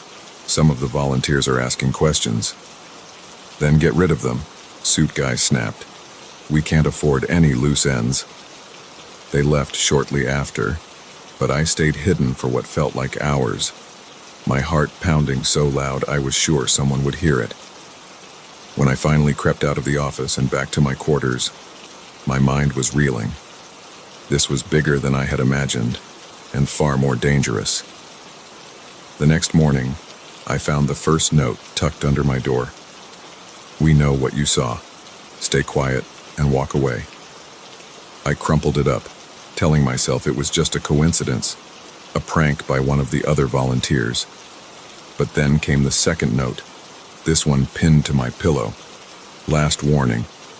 Forget what you found or suffer the consequences." The threat was clear, and fear coiled in my gut. They knew. Somehow, they knew I had been in that office. I wanted to leave, to run as far from this place as I could. But how could I abandon the people who genuinely needed help? And how could I live with myself if I let these criminals continue to steal from those who had already lost so much? I decided to gather more evidence. Using my phone, I secretly recorded conversations, took photos of suspicious shipments, and made copies of incriminating documents. All the while, I felt eyes on me, watching my every move. The third note appeared in my bag during lunch: keep quiet or else. This time, it was accompanied by a photo of my family back home. The message was clear. They could get to me, and they could get to those I loved. That night, as I lay awake wrestling with what to do, I heard a commotion outside. Peering out my window, I saw several men loading boxes into an unmarked van. I recognized those boxes. They were supposed to contain vital medications for a nearby shelter. Without thinking, I grabbed my phone and started recording. I had to get proof, something concrete I could take to the authorities. I crept outside, using the shadows for cover as I tried to get a clearer shot. I was so focused on the men at the van that I didn't notice someone approaching from behind until it was too late. A hand clamped over my mouth, stifling my startled cry. "You should have listened to the warnings," a voice growled in my ear. I was dragged away from the scene, my heart racing as I realized this might be the end. They took me to a secluded area behind one of the storage tents. 3 men surrounded me: the site manager, suit guy from the office, and a burly man I'd seen working security. "We gave you every chance to walk away," suit guy said, his tone almost conversational. "But you just couldn't leave well enough alone, could you?" "People are suffering," I spat back, finding a courage I didn't know I had. "You're stealing from those who have nothing left." The site manager at least had the decency to look ashamed, but suit guy just laughed. "It's business, kid, nothing personal. But now, well, now it is personal." He nodded to the security guy, who cracked his knuckles ominously. I closed my eyes, bracing for the blow, but it never came. Instead, I heard shouts and the sound of running feet. I opened my eyes to see a group of people rushing towards us, other volunteers, led by Sarah, one of the team leaders I'd grown close to over the past weeks. "Alex, are you okay?" Sarah called out as she reached us. She turned to suit guy, her eyes blazing. "We heard everything. It's over. The police are on their way." It turned out I wasn't the only one who had noticed something was wrong. Sarah and a few others had been conducting their own investigation. When they saw me being dragged away, they followed, recording everything on their phones. The next few hours were a blur of police statements and media cameras. The scale of the corruption was staggering. Millions of dollars worth of aid had been stolen, not just from our site, but from relief efforts all along the coast. In the days that followed, as the story broke nationwide, I struggled with a mix of emotions. Relief that the truth was out, guilt that I hadn't acted sooner, fear of retaliation. But mostly, I felt a renewed sense of purpose. I stayed on at the relief center, helping to rebuild not just the community, but also the trust that had been shattered. It wasn't easy. Many people were angry, feeling betrayed by those who were supposed to help them. But slowly, as legitimate aid began flowing in and real progress was made, hope began to return. I learned a lot from this experience, about the depths of human greed, yes, but also about the power of standing up for what's right, even when it's scary. About the importance of trusting your instincts and not being afraid to ask questions, and about the incredible impact a group of dedicated people can have when they work together for a common cause. Sometimes, late at night, I still find myself looking over my shoulder, half expecting to see a shadowy figure or find another threatening note. The fear may never fully go away, but I know I did the right thing. And if I had to do it all over again, even knowing the danger, I wouldn't change a thing. Because in the face of disaster, whether it's a natural catastrophe or human corruption, staying silent is never the answer. It's up to each of us to speak up, to fight for what's right, and to help those in need. That's the real essence of disaster relief. and it's a lesson I'll carry with me for the rest of my life. The first twig snap could have been a deer. The second might have been the wind. But when I heard the third, followed by heavy breathing just outside our cabin window, I knew with chilling certainty that our weekend getaway had become a fight for survival. It was supposed to be a fun, relaxing trip. My best friend Jake had found an amazing deal on a remote cabin rental, nestled deep in the mountains. Just what we need, he'd said. A break from the city. No cell phones, no internet, just nature and good company. Our group of 5, Jake, his girlfriend Sarah, our friends Mike and Lisa, and myself, had jumped at the chance. The drive up was beautiful, winding mountain roads framed by towering pines and breathtaking vistas. We arrived just as the sun was setting, casting long shadows across the small clearing where the cabin stood. It was rustic but charming, with a wide porch and large windows that promised amazing views come morning. We spent that first evening settling in, unpacking our supplies and exploring the cabin. There were 3 bedrooms, a cozy living room with a stone fireplace, and a kitchen stocked with all the basics. After a simple dinner of pasta and wine, we gathered around the fire pit outside, roasting marshmallows and sharing stories under a canopy of stars. It wasn't until we were heading to bed that I first felt a twinge of unease. As I was closing the curtains in my room, I could have sworn I saw movement at the edge of the clearing. A shadow, darker than the surrounding night, that seemed to shift and disappear as soon as I focused on it. I shook it off as imagination, fueled by one too many ghost stories around the fire. The next day dawned bright and clear. We spent it hiking the nearby trails, marveling at waterfalls and hidden meadows bursting with wildflowers. By the time we returned to the cabin, we were pleasantly exhausted and looking forward to another quiet evening. That's when things started to feel off. Small things at first. A chair on the porch that wasn't where we'd left it. A window we were sure we'd closed found wide open. Our firewood pile, neatly stacked that morning, now scattered as if something had crashed through it. Probably just animals, Mike said with a shrug. Bears, maybe. We all nodded, eager to accept this rational explanation. But I couldn't shake the feeling that we were being watched. As night fell, the feeling intensified. We were in the living room, playing a board game by firelight, when the first twig snapped outside. We all froze, looking at each other with nervous smiles. Just the wind, Sarah said, but her voice trembled slightly. A few minutes later, another snap, closer this time. Jake got up to look out the window, but the darkness outside was impenetrable. "Hey, I don't see anything," he said. But he double-checked the lock on the door as he sat back down. We tried to return to our game, but the mood had shifted. Every creak of the cabin's old wood, every gust of wind outside, sent shivers down my spine. That's when we heard it. Heavy breathing, just outside the living room window. It was too loud, too close, to be anything but intentional. Lisa screamed, dropping her wine glass. It shattered on the floor, the sound impossibly loud in the sudden silence that followed. For a long moment, we all sat frozen, hardly daring to breathe. Then, slowly, deliberately, something started scratching at the window. "We need to get out of here," I whispered urgently.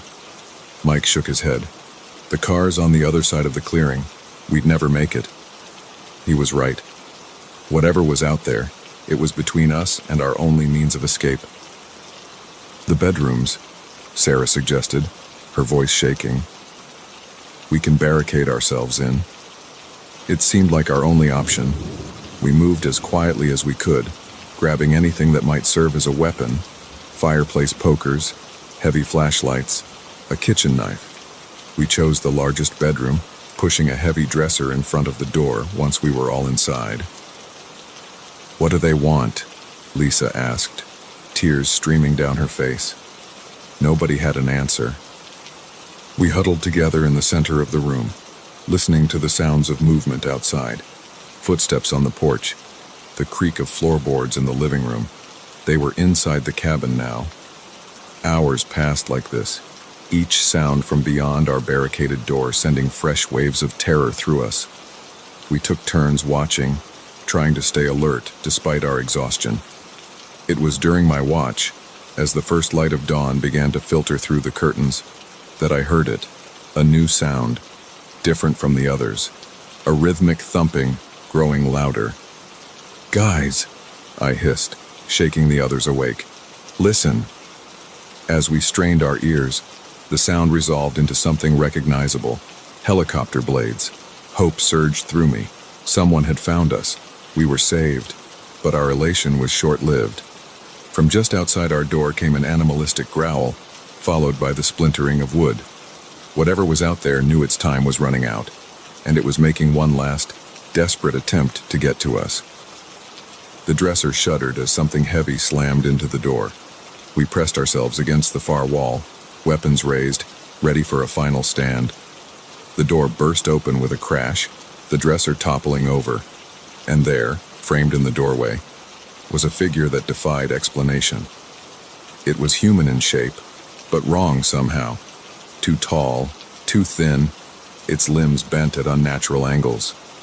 Its skin was pale, almost translucent, stretched tight over protruding bones, but it was the face that would haunt my nightmares for years to come, noseless, with sunken cheeks and eyes that glowed with an unholy, hungry light. For a heartbeat, we all stared at each other in horrified silence. Then the creature let out an unearthly shriek and lunged towards us. What happened next was chaos. We fought with a desperation born of sheer terror. I swung the fireplace poker wildly, feeling it connect with something solid. Sarah and Lisa were screaming. Jake had tackled the thing, wrestling with it on the floor. And then, suddenly, it was over. A deafening explosion filled the room as Mike fired the flare gun we'd found in the emergency kit. The creature howled in pain, its skin smoldering where the flare had struck it. It scrambled backwards, out the door and down the hall. We heard the sound of breaking glass, and then silence. We didn't dare move until we heard voices outside, human voices, calling out. Park rangers, drawn by the helicopter we'd heard earlier. Apparently, the cabin's owners had called them when we failed to check out on time. The rangers found us huddled in the bedroom, wild-eyed and babbling about monsters in the woods. They were skeptical at first, but the state of the cabin, the broken windows, the claw marks on the walls, was hard to explain away. A search of the surrounding forest turned up nothing, save for some strange tracks leading deep into the mountains. The official report blamed our experience on a bear attack, fueled by group hysteria and too much alcohol. But we knew the truth. In the years that followed, we researched obsessively, trying to make sense of what we'd encountered. We found old legends of mountain demons, stories of hikers gone missing in those same woods. Nothing concrete, but enough to convince us that we weren't crazy. We never went back to those mountains. How could we, knowing what lurked in their shadowy depths? But sometimes, on dark nights when the wind howls outside my window, I find myself thinking about that cabin, about the creature with the glowing eyes and hungry smile. And I wonder, is it still out there, waiting in the darkness, watching, hungry, for the next group of unsuspecting vacationers to stumble into its territory? I hope not, but I keep my doors locked, just in case. Because I know now that sometimes, the scariest monsters aren't the ones in our imaginations. Sometimes, they're all too real, hiding just beyond the reach of our campfire's light, waiting for their chance to strike. So if you're ever planning a trip to a remote cabin in the woods, remember our story. Keep your eyes open, your wits about you, and maybe, just maybe, bring a flare gun. Because you never know what might be lurking in the shadows, watching and waiting for its chance.